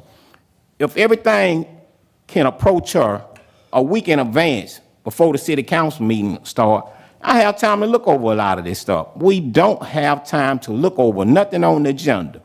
Miss Frankie, the accountant, I thank y'all for coming out. Miss Shalita, I've been saying this, Sam been saying this. When we have a problem, let the department's head come out where they can explain it. Charles, you can't explain it. That's all we ask for. But no, Mr. Man, I'm gonna let you talk. It's not we're gonna rip their head off. We just want to know the truth. Y'all never said nothing about this letter that they've been telling. Take this here letter. This letter gonna help you with your account and stuff. Get a plumber. See, this what's been said in that office. You need to get a plumber to go check your water bill. If they gonna pay a plumber, they might well pay the water bill. That's what y'all not saying. And so I'm asking y'all, please, just speak the truth. My wife just told me today, if you don't have an answer, if you don't know the answer, don't say nothing. So that's all I'm saying. Tell the people the truth. You're not elected, Charles. All the rest of us been elected by the people. We have a job to do. It's not fair to the city council when you just throw something down our throat and make us vote on it. I know you're not doing it. Somebody pushing you to do it, but it's still not right. I just want to clarify, no one is pushing me to do anything. At your request, Councilman, I did send the rate study to every member of the council last Tuesday. I was out 2 days sick last week. I would have sent it earlier, but I did send it out on Tuesday. Well, Charles, as you can see, everybody up here sick. I'm hearing coughing from this direction, coughing from that direction. So everybody been sick. It's still in all, we have a job to do. I'm not saying you, Charles, but we have a job to do. That's all I'm asking for. Get us the information ahead of time. You say you sent it 2 weeks ago? We just had a city council meeting 2 weeks before this one. So it should have been sent out then without me asking for it. And I have to ask for stuff to make sure you're not keep telling, we say kids, we tell them don't tell a story. Make sure you're not keep telling a story. That's why I have to ask for information. I don't tell any stories. Thank you for what you do, Charles. I think you do a good job explaining things. I will say this. Before this council, we used to have a meeting in the office with the chairman, and we'd go over the council agenda, and that council chair would talk to the council members and let them know what's going on. So prior to this meeting, generally everything had been talked about because you can't have three council members in a meeting, otherwise it's inappropriate, illegal. So that's the way we did it for many years. It stopped. When you ask us things during the week or whatever, we give you answers. I don't know what to tell you. You bring this to this meeting, and you bring folks to the meeting. When we are handling things, I think Shalita Moore does a good job. You know, we're working hard, we're fixing problems. Do we make mistakes? Sure. Do we correct them? Yes. We are doing, as far as I'm concerned, a good job. If you have a swimming pool, ma'am, you're going to have a higher bill. That's a luxury. I want a swimming pool, I'm going to get one, and I know going in, I'm going to have a higher water bill. Well, what I'm saying, that's why most people get an irrigation meter for water, for their lawns, their flower beds, and especially their pool. It was wrong, ma'am, so she corrected it. You're going to pay a $3 fee, ma'am. I'm currently in the process of On your getting a card. reread, so I'm glad that the lady is here that I know about the reread, which means that this bill has been wrong for over 5 years. My water bill, getting a $300 no, you know what, water not bill even for 5 5 years. This bill has been wrong for the past probably 20 years, if you go back. Whether I was living there, whether tenants was living there, whether before my parents was living there, we have never received a $300 water bill. You just you have never received it. Period. Now So you you've have. been reading a bill. You're sitting here saying to everybody that y'all have been reading bills wrong for over 25 years? No, I did not say that. You did. You just told me y'all was Just reading it asked wrong. And have you been said getting I a had a $200 pool. bill for years, ma'am? No, Look, I've only had one for the past 2 months and wouldn't have known to Your time look and time. for a water bill unless I seen a post on Facebook with people saying, if you live in District 3, start paying attention to your water bill. every district. And I'm going to notice when my water bill gets high because it's higher than my electric bill. I shouldn't be at home trying to take combat showers for 2 minutes so my bill don't be high. I have boys, they got to wash their ass some kind of way. My bill should not be $300. Correct. We are. Should not. So whether she has a pool, whether I have a pool, we understand what luxuries are. We are willing to pay that luxury. Correct. That's a tax on it. But $300, no bueno. We're not constantly pumping water into a pool. So if a pool need maybe 200 gallons of water for the day, we shouldn't be at $300. You just said your bill hadn't been $200 for 20 years. Sir, you're not going to twist my words. 300. You know exactly what I said. I know My bill has exactly been what you're saying. $300 for the past 2 months. For the past 20 years, if you go back and look on that account, those bills have never been $300. The max I probably had was maybe $200 because guess what? Ding, ding, ding, I actually had a leak. And I fixed it. That was it. My bill has never been that high, and my bill should not be that high. I should not live in the city of Hammond and pay a water bill like I'm living in the city of New Orleans. Because I know what it's like to live in New Orleans. I know what it's like to, hey, you got to come up out the bathroom. I shouldn't have to do that here. And Mr. Mayor, just in case you don't know, honestly, I don't invite District 3 out here for you to argue with them. They come out here for you to help them. Only so much I can do, and it shouldn't make sense that I have to call your phone 1,000 times for everybody to have problems. We got department heads. They should be able to work the problems out and solve the problem. That's all I ask for. You know, it's not for you to attack nobody from District 3 special because they have issues, and they can only tell me so much. And I tell them all, let me see what I can do. That's all I'm asking for. So stop being so offensive when one of them say something. Council member, we have been on this agenda item for an hour.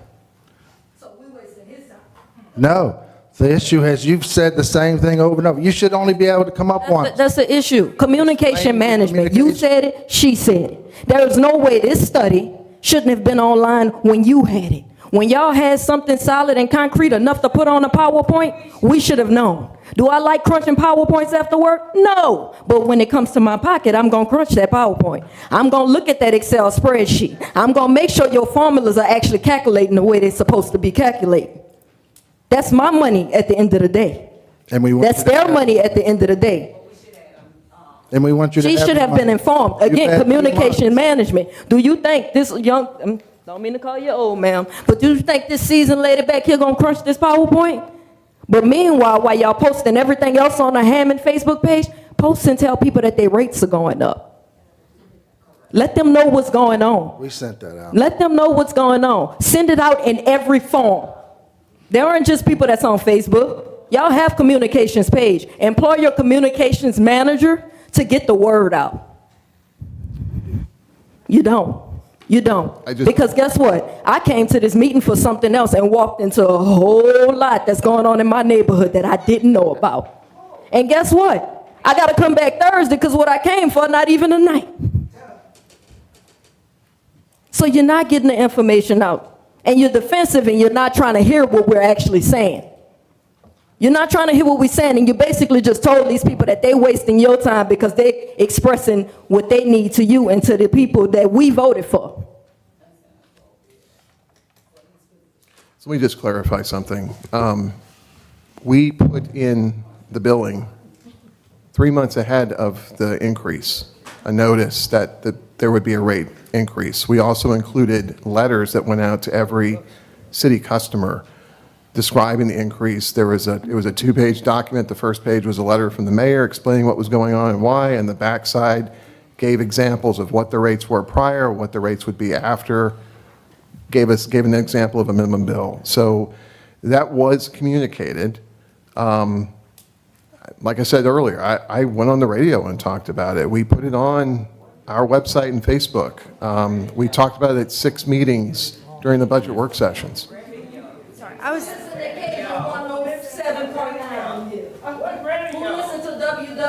Go ahead, man. So I'm waiting to say what I really want to say until we get to Councilman Wells' new ordinance that he proposed, but where was the notice that the sewer cap was going to be removed? Because you did send out a notice about the rates increasing, but nobody sent a notice about the $40 sewer cap being removed, and that part of my bill was $160. So you did notify. It's on Facebook. It was in my mailbox. It was on my water bills. It was on the Hammond.org website, but nothing about losing the $40 sewer cap. And I think that is why a lot of people are seeing these large bills now. I'll say the rest of it when it's time, but that's it for now. All right. Hammond City Council regular session agenda, 7:17, roll call, please. Councilman Wells. Here. Councilman Divatario. Here. Councilwoman Gonzalez. Present. Councilman Leon. Present. Councilman Andrews. Present.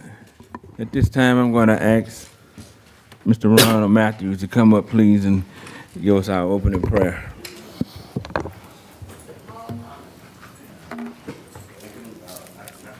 Benediction. Gracious Father God, we thank you for allowing us to be here on tonight, and we pray that you look down upon us as we partake upon this meeting. Lead and guide us. We thank you for our leadership of this city. Ask you to please be with each and every one of us in attendance. In Christ's name we pray. Amen. Amen. At this time, for the Pledge of Allegiance, I ask that all veterans and active military please render the proper salute. I pledge allegiance to the flag of the United States of America and to the republic for which it stands, one nation, under God, indivisible, with liberty and justice for all.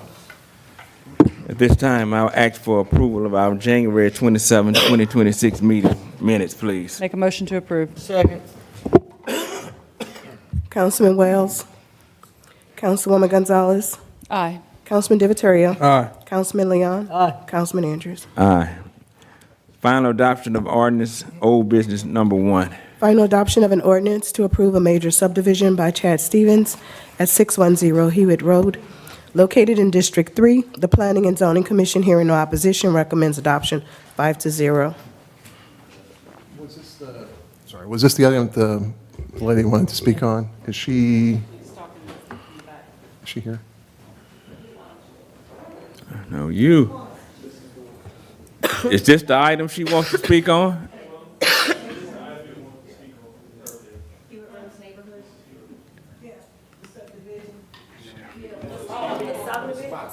No, this the one she said she wanted to speak on. So, The subdivision? yes. Oh, yeah. Okay, thank you. Look, Ma'am, give us your name so we can put it up. Yes, please.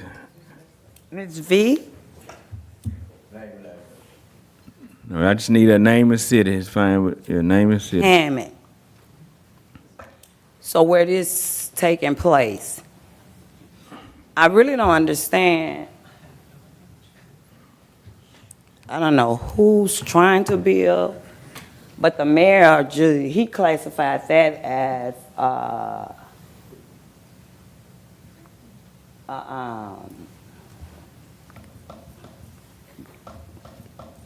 drug zone. And I was very, my blood's still boiling because of that. From stating that that's a drug zone. That make the value of a home go down already. But what, who's trying to, I was late. I'm trying to see who's trying to build. But anyway, it's a drug zone. So that's gonna make it worse. I was sitting in my vehicle picking my brother up. I got beat down by Fuller, a knot still on here. I went through the protocol. Beat down because it's a drug zone, and I'm sitting in my vehicle. So you got to do me this, and I'm not straight since that. I'm not taking it well. My health dropping since Fuller done that. But what he gets? Promoted. I hope he's gone. He should be gone. But anyway, the mayor, he say the mayor stated that this is a drug zone. I did not. Well, tell Fuller and the other one. I have my paperwork. I never had a traffic ticket. I sat in 8-meat jail with men's, mental people.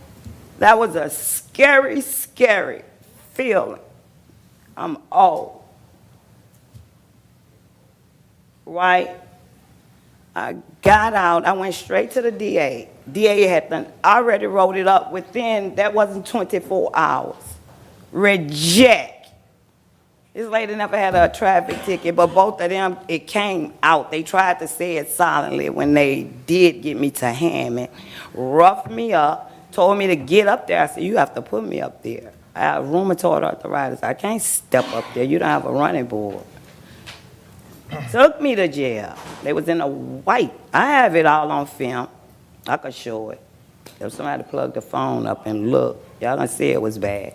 I did the protocol, tried to get Pete. Pete never have been in his office since he been a mayor. He know I told him face to face.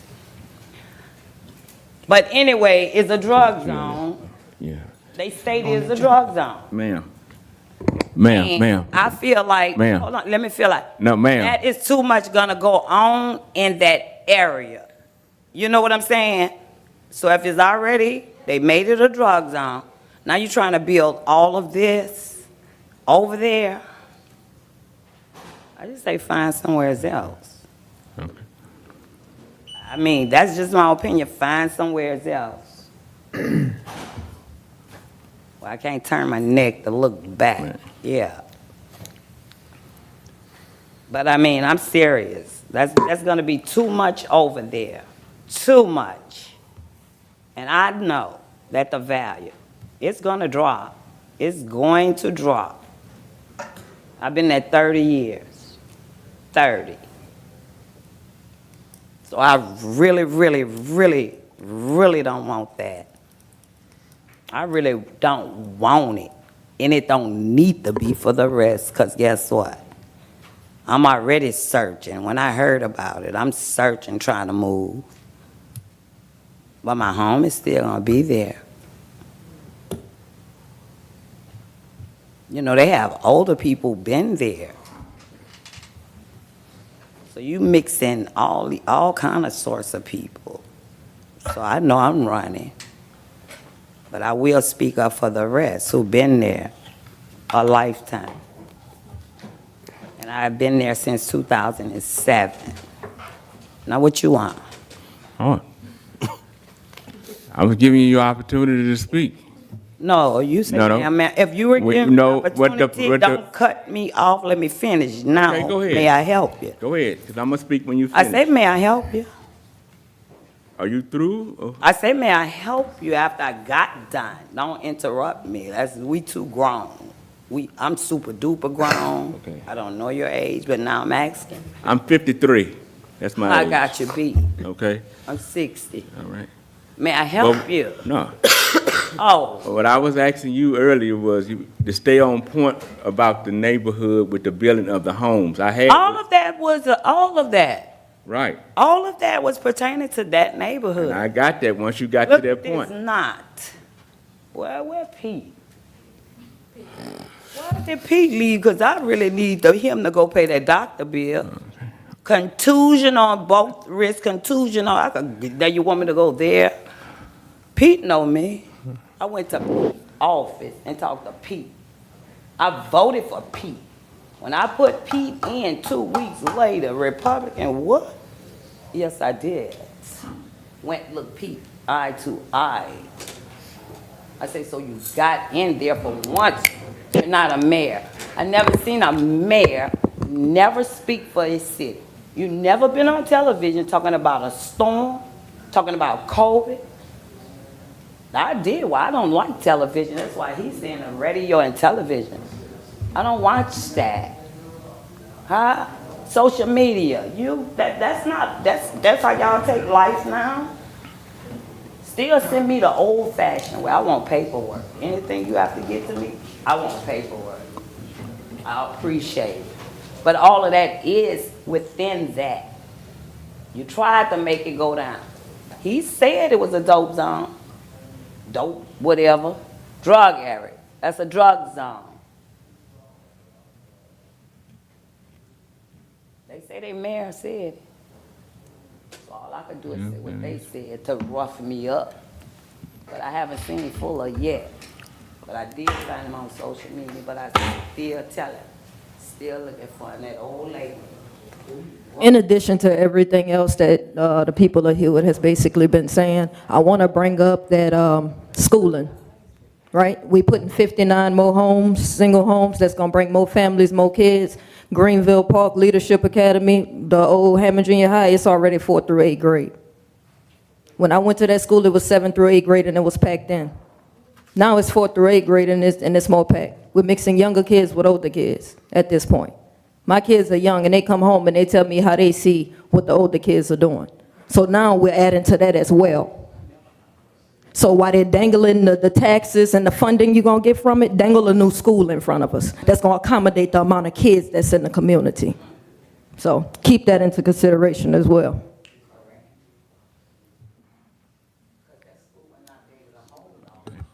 Is there anyone else?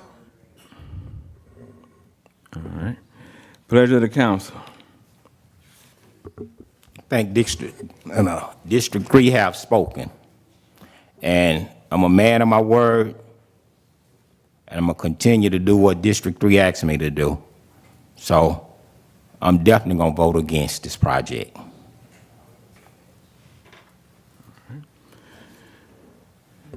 You need a motion.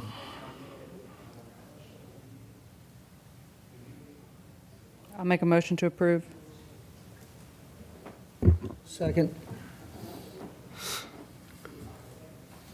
Councilwoman Gonzalez. Aye. Councilman Andrews. Aye. Councilman Leon. Aye. Councilman Divatario. New business number 1. Oh, Councilman Wells. No. You had already said no, but I didn't. New business number 1. Final adoption of an ordinance to approve a rezoning request by Stephen Shear to rezone 300 Morris Road, RS-11.A to I-L to match the zoning to the east of the property in District 1. The Planning and Zoning Commission, hearing no opposition, recommends adoption.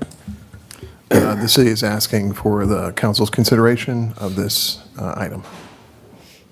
Anyone else from the public on this item? I make a motion to adopt.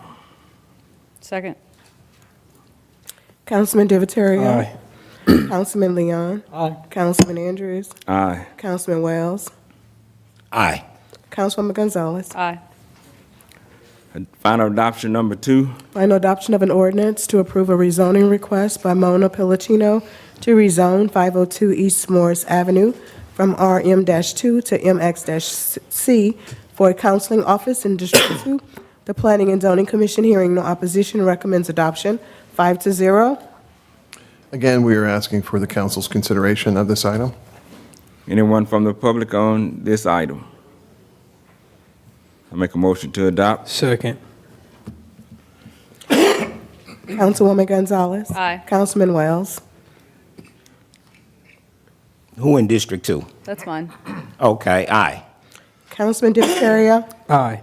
Councilman Leon. Aye. Councilman Andrews. Aye. Final adoption of number 3. All right. Final adoption of an ordinance by the city planning to amend the city's Unified Development Code regarding appeals. The Planning and Zoning Commission, hearing no opposition, recommends adoption.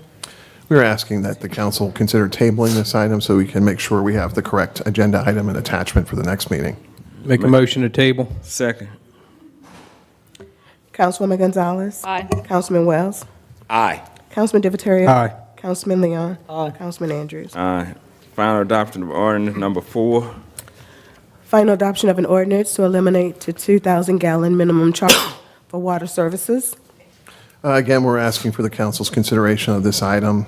We feel that this is a way of providing a meaningful cost savings to our residents who have low or in fixed income. Anyone from the public on this item? Pleasure of the council. Motion to approve. Second. Councilman Diphtheria. Aye. Councilman Leon. Aye. Councilwoman Gonzalez. Aye. Councilman Andrews. Aye. Councilman Wells. No. Introduction of ordinance number 1. Introduction of an ordinance adjusting the rates for the city's sewer services. Councilman Wells. Thank you, Ms. Lee. I've been going over the different rates.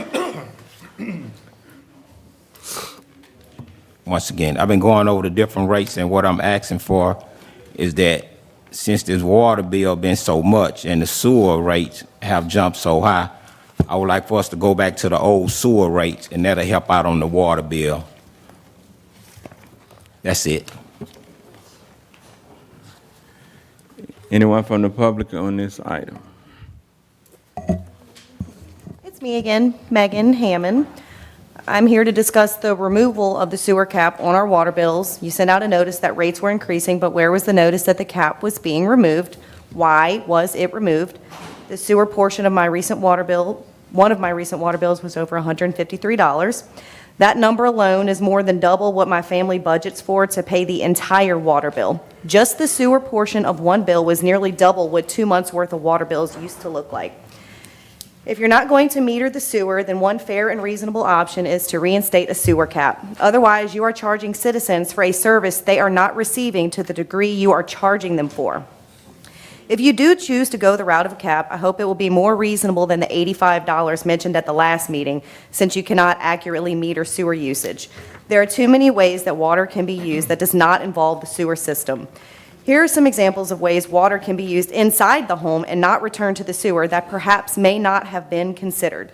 Making chicken, seafood, beef, or vegetable stock, making ice, using filtered water from the refrigerator, making oatmeal or grits, making tea, coffee, or a pitcher of Kool-Aid, and filling your pet water bowls. None of that goes back to the sewer. There's also the more obvious outdoor usage of water, including watering plants, washing vehicles, pressure washing driveways, patios, and other surfaces, adding water to a swimming pool or hot tub, filling water balloons or water guns for kids, letting kids play in the sprinkler or on a slip and slide, washing my large dog outside, adding water to the boiling pot for seafood boils. The best solution offered to me so far is an irrigation meter, which would not even have the ability to monitor all of the examples I just listed. It will also cost hundreds to thousands of dollars and countless hours of labor to run new water lines to each area of a yard where a resident doesn't want to have to pay a sewer rate on the water used. Digging up and running trenches through hundreds of feet in their yard, all for a fair water bill. Even if they did jump through the hoops of fire required for an irrigation meter to moderately make sense, It still does not address the indoor usages of water that I've previously mentioned. An irrigation meter is not a reasonable or feasible solution for any citizens, as it doesn't even fully address all variables of water consumption that don't go into the sewer. Every drop counts when the readers are misreading our meters so often. At the last meeting and again tonight, Mr. Charles said he wants people to pay for what they use, yet we're being made to pay for water to be treated by the sewer plant that never makes it there. In economic times as trying as these, citizens need their utilities to be monitored fairly, and billed accurately. Can you honestly say that the new billing system, which lacks a sewer cap, is fair or accurate? I ask that you take action in a timely manner to protect the citizens who voted for you and consider reinstating a sewer cap or explore an alternative option such as a flat rate like Ponchatoula has. That would produce fair water bills for all 7,500 residents in your district. These triple-digit water bills are wearing us out. Thank you. Thank you. I just want to state, I agree to a lot of what she said. As far as me, you stated a zero bill balance, that's a no-no. But my balance really, my bill really could be about $10 to $15. It's no one there. Just me, myself, and I. But I'm not there. No leaks or anything. Why are you leaving? Anyway, it's no leaks or anything.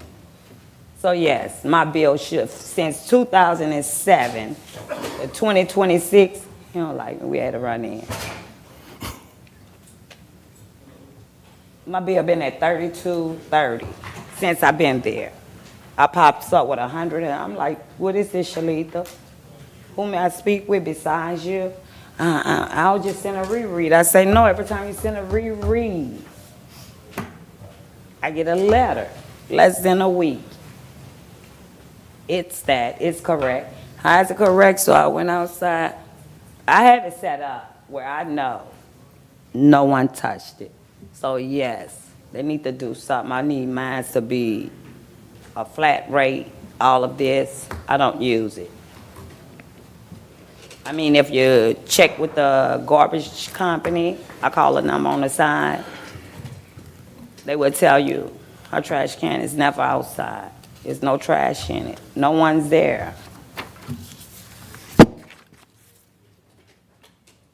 Okay, so I mean, I would prefer for it to go back. Just a flat rate. Thank you, Mr. Veronica. Is there anyone else? Yeah, I would like to just comment. The comparison chart that you guys gave was very telling. I don't necessarily think we need to just put an arbitrary cap. Doesn't look like there's other municipalities that do that. But as you can see, he's probably not going to go back to it. You don't have to. But there's a scaling down. Like over a certain usage, it scales down to even more. So it's not $5.07 per 1,000 gallons whenever you have larger amounts. Because I have a pool, my mom waters her grass. All of that doesn't go into the sewer. I think that makes a lot of sense. And I know that these rates we need to learn, get some data from them. But I think that the administration really should look to how the city of Covington does it, where over a certain amount of gallons, the rate goes down significantly, like in half. Ponchatoula does do that for the metered spots. It's not all just flat. So there's some precedents for changing the rate per usage, and I think that makes a lot of sense, and the city should be doing that because they're right. When they're going over a very, very large amount of usage of water, not all that's going in the sewer, so we shouldn't be charging $5.07 for that because it obviously is not all going in the sewage. So I know that you guys are not done working on this, but I would like for you to make that part of your priority, which I would imagine you're already working on. It is a priority. It is something we're working on. It is something we've actually discussed. The $40 sewer cap that was imposed in 1995, as I explained at the last council meeting, if you adjusted that just for inflation, be $85 today. But it's never been adjusted. It's just been a $40 cap. So for what happens is for users who use under the cap, they're paying for what they actually use, and then once a user hits that cap, they're not being charged for more sewer usage. There has been discussion about whether we could implement a higher cap where we would capture the majority of our users so that there would be a ceiling where they wouldn't pay more, and then possibly another cap for users who use significantly more water. I mentioned earlier that we're entering the winter months when people aren't using pools or not irrigating lawns. This is a great time for us to do comparisons between what their household usage is now, which we would assume that most of their water usage is inside the home, compared to what it was during the summer where you've got inside and outside use. And that can help us determine if you've got a certain size pool, a certain size lawn, a certain amount of irrigation, how much water may be going into the ground that we could credit you for. Maybe we could do some type of irrigation credit, so to speak, and maybe even not have to have the irrigation meters. So we are looking at several different solutions. I would say that over the next couple of months, as we're able to compare summer and winter usage, we'll be better able to present some options to the council for consideration. That is something that we are actively looking at. And as you pointed out, there are other municipalities that do have sliding scales or ranges where they charge different amounts depending upon the amount of usage. Yeah, I definitely think we have a lot more homework to do on and work to do on this bill situation. I mean, I still don't really like the fact of reading meters and going from contracting it out and then having it in-house. And we started with 3 readers, now we're up to 8, as she just said. I mean, that money compacting over and over, and then, you know, it's just a lot of money to read these meters, and then that be inaccurate, and then have to worry about manpower, and then labor and sickness and ill. I think we really need to look at doing some type of flat billing and working towards all electronical meters that are read from an office and not actually going out to every meter, even if we take sections at a time of the city and map it out to where we're going to go ahead and do this section, that section, you know, to get to that point. I just think we're you know, it's just, this is 2026. We got too much technology out there. We got to start working smarter. And I think we're going backwards with this. From day one, I was against bringing it in-house, reading the meters. I think we should have, you know, like I said, it was 2 trucks, 2 reader meters, 3, now 5, now 8, you know, trucks, vehicles, liabilities, insurance, retirement. I mean, it's just a lot of money that's going to continue to come.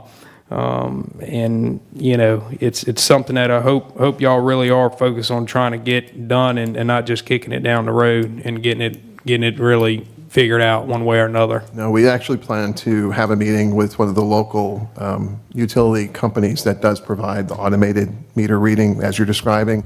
That would have happened last week, but like I said, I was out a couple of days with the virus.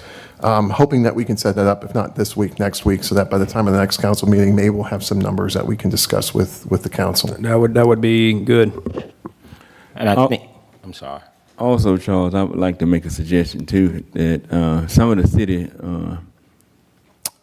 department heads that work in some of these departments, that they attend LMA and sit in on some of these sessions that I've sat in. This is an issue that's going on all the way around the state. Everybody's having to adjust these rates. They have, and to sit back and be able to hear what other cities are doing, like on our level or close to us. It's amazing to look at Ruston and Hammond. They almost right there with each other. And I follow a lot of things that they do. I listen to a lot of things that they say in some of those meetings. But a lot of the cities in our state are facing the same issue, same thing that we had to look at. They all had to go through this study. But I think sitting in some of those meetings and some of those other sessions, they could get a better idea of something else that they could bring back here as well. So that would be a suggestion from me, that some of the city employees of those department heads in those areas attend LMA and sit in some of those sessions, and that might help out a lot. Right. We actually found, I won't mention the city, but Carol and I made a cold call to one of the cities that's listed here today, and we're kind of pleasantly surprised at how forthcoming they were in talking about their rates and the challenges they've had. So we told them, hey, we're going through the same thing you guys are. If there's anything that we learn that works well for us, we're willing to share. If you've got questions, if you want to know what our rates are, let us know, and we'll provide that information. So we're already starting that communication with other municipalities that are, again, like you said, struggling with the same issues we are. LMA is a great suggestion. Charles, too, you know, with the billing software we have, explore possibly being able to get some reports run from the billing side, from the billing software, ascending or descending order and dollar amounts. I know that's after the fact, but it may give you a heads up if an area went rogue. Sure. And that's nothing the city, I mean, that's just a request from the people from the billing software people. They should be able to put that together. I actually talked with Shalita today about can we do an export of all of the bills for this next billing cycle, so I can throw them into like an Excel spreadsheet and just sort them like you described, so we can look at the lows and the highs and what's in the middle, and try to get a better handle on where the bulk of our users are, so that as we have these conversations, we can have real data to support suggestions and recommendations. I'd like to say I want to thank Ms. Megan, because by her talking about the washing the car, watering the plants, the water in the swimming pool, I never realized that this water never going to the sewer. And I just want to thank her and that's what I tell, and I'm going to say it again, I say it all the time. It's so many people that helps me out that I don't know. And I want to thank her, because once she brought that to my attention and started talking about it, it's something that not only the city of Hammond, other cities need to look into it also, and it's good. And that's what I'm saying. If we go back to the old rate, how much could they actually save? And that's what I'm looking at, because across the city of Hammond, all us in different sets of income. You know, we got the rich, the poor, the needy, the not needy. So I'm just trying to help not only District 3, but all the districts. So that's why I was talking about just go back to the old sewer rate and just gradually work our way up. So thank you again, Ms. Megan, and I want to thank the city councilman for putting up with District 3 on this here sewer. Yeah, thank you for that, and thank you for introducing it. And even the $3 that you're proposing would have made a tremendous difference in that misread catching you up bill, where I was billed for 30,000 gallons of water for my family of 4. That would have only been like $90 on my bill, but instead we're over $153, so it would have saved me over $60, which is what my water bill used to be. So that would be super helpful, even doing that, even though I do still think it's not an accurate capture of how water is actually used in any of our residences, and it should not be a luxury to put water in your pool, okay? It shouldn't. It was a selling point when I bought my house. Oh, I'm gonna have kids one day. I can't wait to let them swim. I shouldn't have to worry about adding water to my pool, making my water bill unreasonably affordable. But that's not even what happened in December, guys. I haven't added water. It's winter. He said we're not using water in the wintertime for the pools. He's right, I'm not. I'm too scared to, because I don't want another $300 water bill. And that is a step in the right direction, so thank you, Councilman Wells. Thank you, ma'am.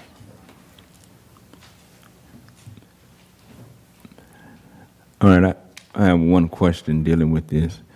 The $5 million that we have received in grant money, how would we have to justify that back? So under the water sector program, under the legislation I referenced, that actually Carol and I referenced in the presentation, we are obligated to, as a city, to adhere to the recommendations of the rate study, which we have. There is a concern that if we were to roll rates back without a really good argument for doing so, how we're going to meet our revenue expectations from the state rate study group. We could forfeit our $5 million grant. Now, about $3 million of that, give or take, has been spent. So we would have to pay that back. So we would lose the ability to about $2.7 million worth of projects. We are matching those grant dollars with other grant dollars. So we would be canceling the project that's underway. I'm estimating that we could see a loss in sewer revenue as high as 50%, which would then mean we'd have to not only pay back $3 million, we'd also have to figure out how to replace about $3 million in our water and sewer budget in those enterprise funds. So we could be looking at a cost to the city of about $6 million that would have to be solved before the end of the fiscal year.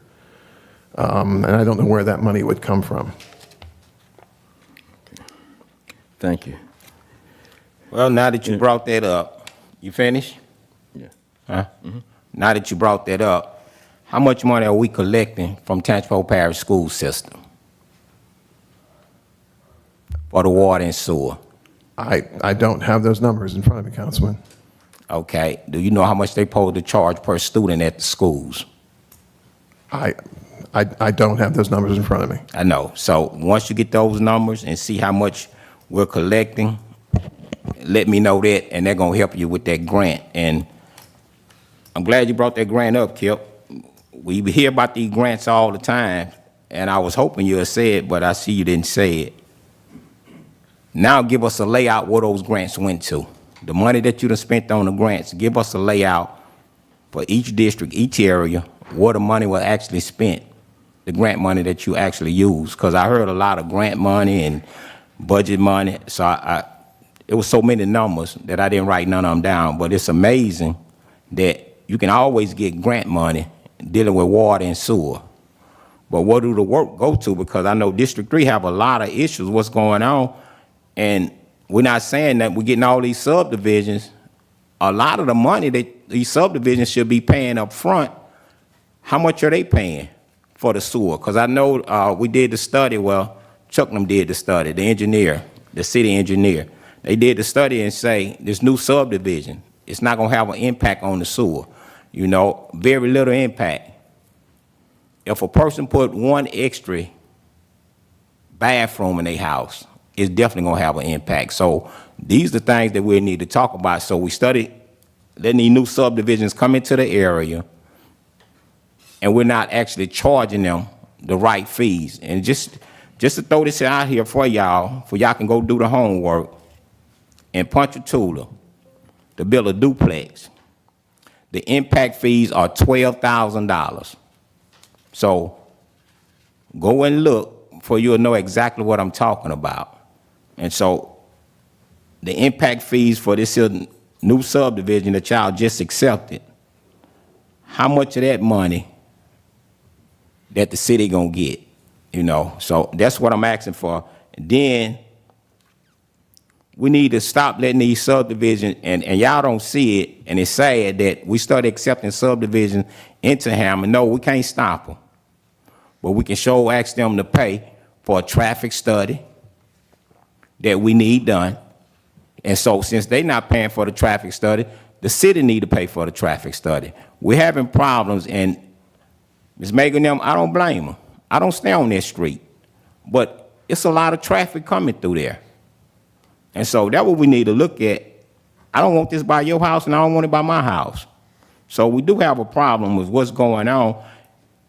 And it's amazing I have to say stuff at the council meeting, because if I send an email, the email don't get answered. If I call the department heads, they don't write the information down. So it's like, whatever problem we're having, how can we get the problem solved?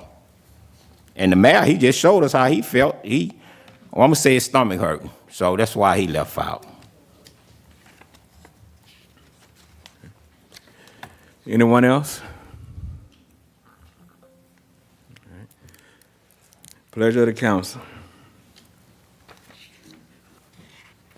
So this is just an introduction, huh? Yeah. I make a motion to introduce. Second.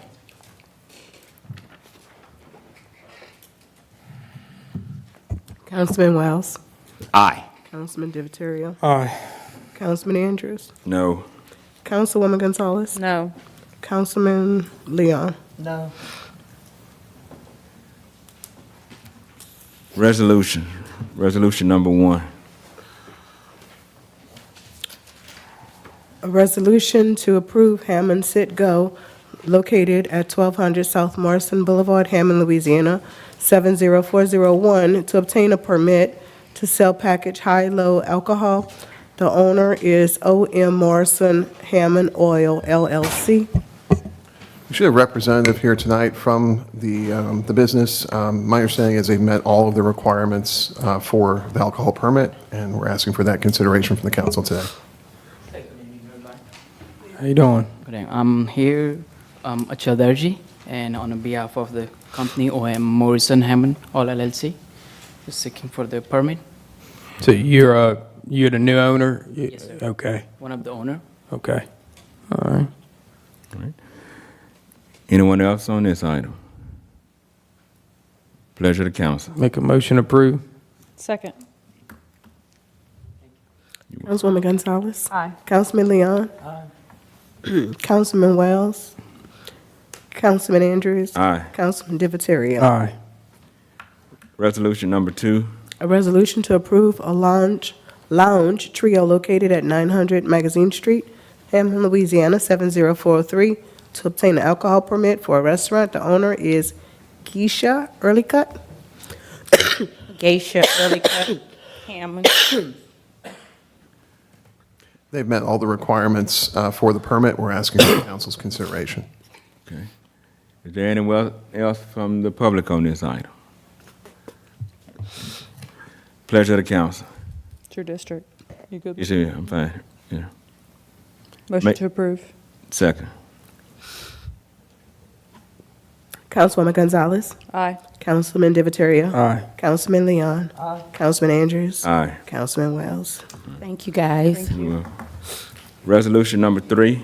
A resolution to authorize the mayor to enter into a contract with Pointer Smith Contracting for railroad track repair in the amount of $38,000, RFP-26-17. Charles. As a reminder, the city owns a railroad spur that runs from the main tracks out to near the airport. We solicited proposals from 3 different companies to do some repair work on the track. We're trying to keep up with these repairs so we don't have these large repairs. We had like an $80,000, $90,000 repair a few years ago. So we're asking for the council's consideration of the lowest responsive proposal from Pointer Smith Contracting, the amount of $38,000. Anyone from the public on this item? Any questions from the council? I make a motion to approve. Second. Councilwoman Gonzalez. Aye. Councilman Andrews. Aye. Councilman Divatario. Aye. Councilman Leon. Aye. Resolution number 4. A resolution to grant a waiver of the City of Hammond's open container law during the Hammond Downtown Development District's outdoor concert, Hammond Live, held on Friday, March 6th from 5:30 to 8 p.m., 5:30 p.m. to 8 p.m. in K Square Park. Ryan? I'm Alec Griffith. I'm on the DDD Events Committee. Unfortunately, Ryan and Michelle are dealing with some family matters tonight, so I'm just filling in for them if that's okay. Again, this is just the continuation of kind of the monthly Hammond Live that we do here in the park. Everything's approved with the mayor and with the rec department, so we're just looking to get the open container waived. All right. Anyone from the public on this item? Any questions or concerns from anyone from the council? Make a motion approved. Second. Councilwoman Gonzalez? Aye. Councilman Divatario. Aye. Councilman Leon. Councilman Andrews. Abstain. Resolution number 5. A resolution to grant a waiver of the City of Hammond's open container law during the Planet in the Park event co-hosted by Downtown Development District and We Didn't Planet LLC, held on Saturday, March 14th from 11:30 a.m. to 7 o'clock p.m. The event will take place at K Square Park, 200 West Charles Street. Alec? Again, Alec Griffith, We Didn't Plan It. This is just a continuation following into 2026 of the events that we've been doing in the past couple of years. We are scaling back a little bit as we've been growing. We were doing seasonally. We're scaling back to just like a spring and a fall event to kind of just fit with the weather more. Yep, just a continuation of what we've been doing, and it's 30 minutes later this time, just with the shift in the time that's going to be right before then with the sun going down. So again, everything's been approved with the city, with the mayor, approved with the rec department. Just looking to get approval for the open container. All right. Anyone from the public have any questions on this item? One from the council? Pleasure of the council. Motion to approve. Second.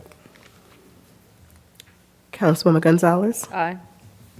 Councilman Divatario? Aye. Councilman Andrews? Abstain. Councilman Leon? Aye. Resolution number 6. A resolution to grant a waiver of the City of Hammond's open container law during the Hammond Downtown Development District Outdoor Concert, Hammond Live, held on Friday, April 10th, from 5:30 p.m. to 8 p.m. in K Square Park. Alec Griffith. Exact same as number 4. Anyone from the public on this item? Pleasure of the council. Make a motion to approve. Second. Councilwoman Gonzalez. Councilman Andrews. Abstain. Councilman Divatario. Aye. Councilman Leon. Aye. Councilman Wells. What I'm voting on. Number 6. Waiver. Waiver for the downtown development district. Yes. Thank you, Yes. sir. Thank you very much. Thanks, Alec. Reports, mayor's office. No report. Any council reports? Yeah, I have one.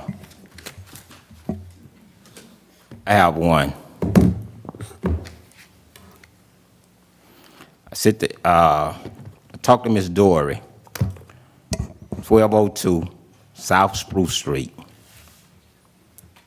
Need a ditch clean on the east side.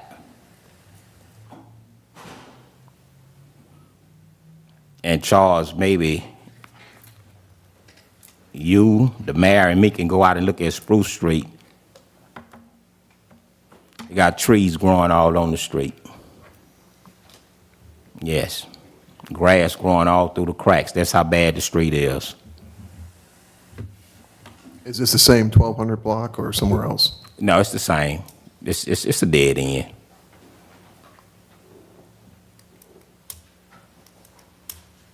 We'll see Robert Williams tomorrow morning at our weekly review meeting, so I'll make sure to bring this up. I did see a work order or an email about this, so I'll follow up. I know Dory has been out this week. I think she returns tomorrow, but I'll speak with Robert or Yes. her or both tomorrow. Yes, I talked to the young lady that was in Miss Dory's seat. I talked to her today. That's what she said. Sir, could you come up to the front, please?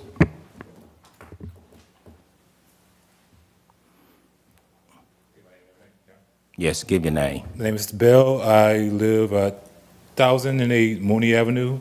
I was generally harassed by, I don't believe they were police because he didn't read my true rights. It was January 21st, around 11:30.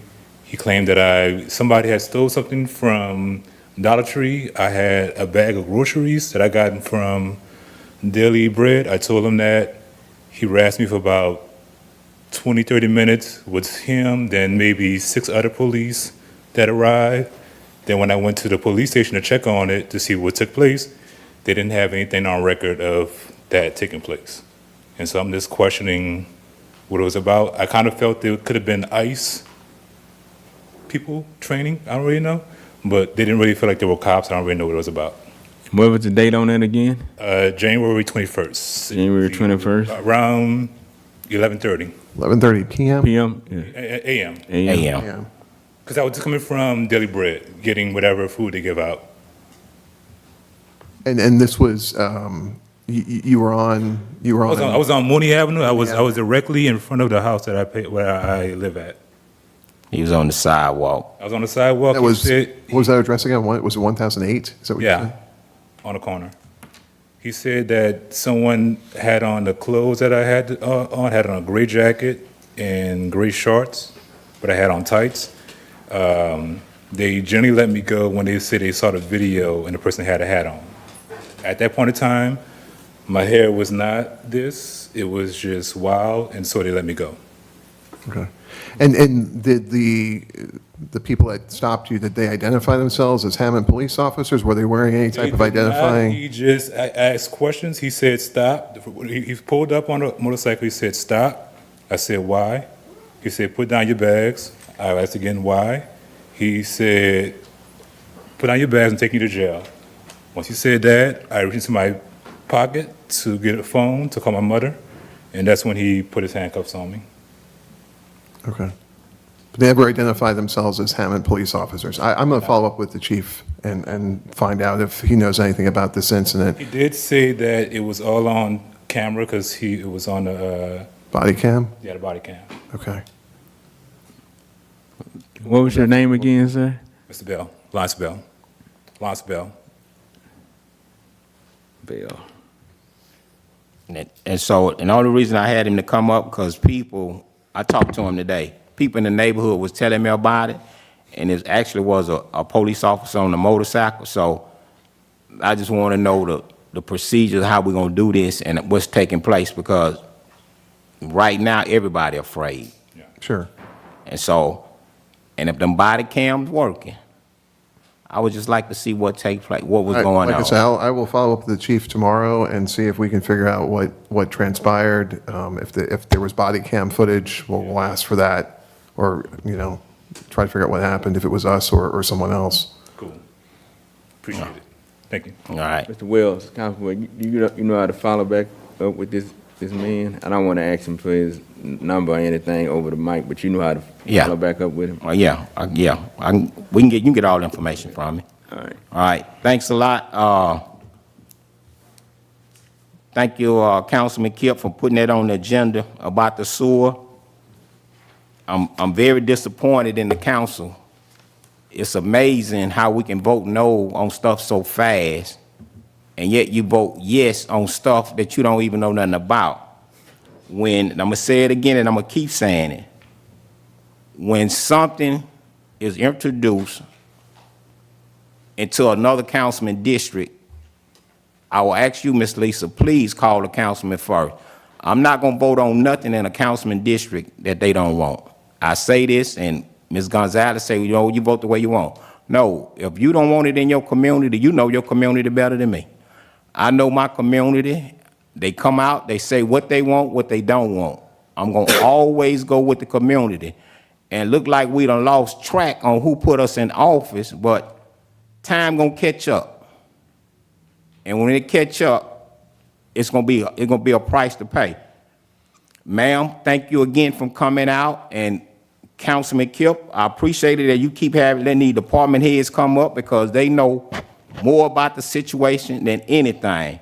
Back on the water bills, Charles, y'all never did say, y'all giving these people these letters, telling them, I don't know who doing it, telling them to go get a plumber. You can't do that. If it's a problem, look into the problem. Don't always assume that you got a problem at the house. And it's the truth. My wife and I won't have no problem. Somehow they read our meter right. Hell, I wish they read our meter wrong and read other people's meter right. Because we can solve our problem, but everybody can't get up here to solve their problem. So we have to find something to do. And it's amazing. I gave y'all, 2 weeks in advance on this here. And here we still haven't come up with a solution. And then when I come up with a solution, then we got a problem with it. But you sure can get that grant money when you want that grant money for the police department and for the airport. We get grant money. But yet, what happened to getting grant money for the sewer, for the community? And so now, Charles, you got a report to give me on that sewer, because I definitely want to know. And this is what I'm going to do. For you to know, I'm going to let somebody read the report about the sewer that I don't know nothing about. I go to people that can tell me and explain this stuff to me, because honestly, I don't be knowing. That's why I reach out to people that know more than me to help me with everything that's going on. Thank you again for taking time out. Kip, thank you again for putting this on the agenda. Thank you. Charles, I got a couple lights in Westdale that are out that needed some boring, and I think Roma Avenue as well too, and close to Villa West. I think they were supposed to get boring bids or something. Can you check in on that and see if we have a date yet so they can get those lights on. And then, let's see what else. We continue to have some water mains break over there in Lakewood. And they've been fixing it and going out. I mean, that's not the issue, but it seems like it's happening a little more often. So I'd like to get some information on that and to see like if there's some major infrastructure improvement that's needing to be looked at over there, because it's happening a couple more times than normal here lately.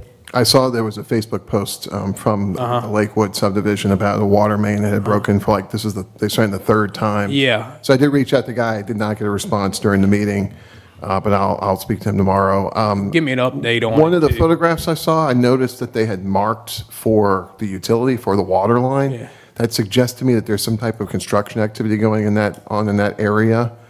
You wouldn't normally have those blue flags if someone wasn't trying to do something underground. I don't know what that is. I don't know if it's one of our projects or if it's a utility provider like fiber internet or something like that, but we'll try to get I an don't think so. understanding. I think it's something going on over there. So just give me an update this week on that and make sure. I mean, that they came out fast and fixed it. That's not the issue. I just want to make sure that we're not putting Band-Aids on something that need to be fixed permanently. So, and then, let's see, the lights and, yep, that's it. I appreciate it. Well, an update on the food bank. Oh. Charles, what's the update on the food bank? I know I'm a bit out of the loop. Like I said, I was out sick a couple of days last week, but I understand that Councilman DiVittorio, you met with the mayor. And Yeah, had he a said he was conversation going with to our Daily fix it. Brad. Yeah, so I was going to ask him tonight, but he I left. know I spoke with Robert Williams the other day. I happened to run into him at City Hall. He's in the process of cleaning up that laydown yard, so we're going to use that as Okay. an exit point to go to our Daily Bread. So the plan is to stage the vehicles in the park. They would come in, I believe, on South Oak, kind of round the park, past the pool and the parking lot in Reimers Field, and then exit from that laydown yard. So he's cleaning up that laydown yard to make that safer for that purpose. There'll have to be coordination, obviously, with our Daily Bread. They'll have to have someone in the park that's kind of communicating with our Daily Bread over radio or something to say, send 3 cars, or we're ready for 3 more cars, or whatever, to keep the traffic off of Coleman. I appreciate that. Thank you. Sal Nicolosi, 3607 Highway 190, West Hammond, Louisiana. I want to thank the city of Hammond for the drainage setup in District 4, Sam DiVittorio. We're having an issue because they kind of, for directing traffic out there. Nobody's directing traffic. So they kind of having a little bit of issue. I think the mayor has said something about he was going to, tend to it or whatever. But This is on El Ida? I beg your pardon? This is on El Ida? Yes, Al Ida. And then what they're doing, from what I've understood, the construction company is only supposedly, they were supposed to be laying the roadway all the way to Tina Drive, because Pete Nicolosi Lane starts right there on Al Ida, and Pete Nicolosi from there all the way back to Tina Drive needs to be resurfaced. So he had made a statement that he would cover it. I don't know if you remember that, Mr. DiVittorio, but he made a statement that he would cover it through Spangler with whatever they had going. Yeah, I think I talked to the mayor, and he said that they were going to get it finished to Tina Drive, that extension. I think he worked it out and figured it out, so we could follow back up on that. And then, I don't know, they asked over there about, and you may know Sal a little bit, I think the crews over there, some of the residents said they hadn't been out there in a couple weeks or so, and they were concerned with the storms coming up or something, so in the middle of the project. So I don't know if, what's going on over there, but you may want to just follow up and kind of see if they're going to be running back on track. Maybe they ran out of material or something. I don't know. So thank you. We had a problem the last time whenever they came through there and did the sewage. When they got through with the street, with all the sewage and everything that they laid out, but the contractor pushed all the debris into the drains. Into the thing. And then we had the flood came, and six or 8 houses got flooded, and I don't know why, but I had talked to Chuck Spangler about it, and he had said that, you know, it was the responsibility of the city of Hammond and the contractor. But, you know, I don't want this to happen again, so we haven't, I see they piling dirt up on, I don't know what about it, you know what a septic tank is? The big septic tank out on over there, Sam? The abandoned one in the back? Yeah, My the way back. on the back over there, the old. They pumping dirt over there and stuff like that. I don't know what they're gonna do with it. you know? Yeah, need to check into that. So, because it floods a lot of times, it floods in that area Yeah. anyway. So if you could, you know, check Keep it an eye out on for that. me. And Mr. Brumfield in particular, he was concerned because, you know, the roadway is really bad and on his street and everything. Yeah. So, Okay. thank you. Take care of it. Thank you. I'll check with All some right, engineering. appreciate it. Any other council reports?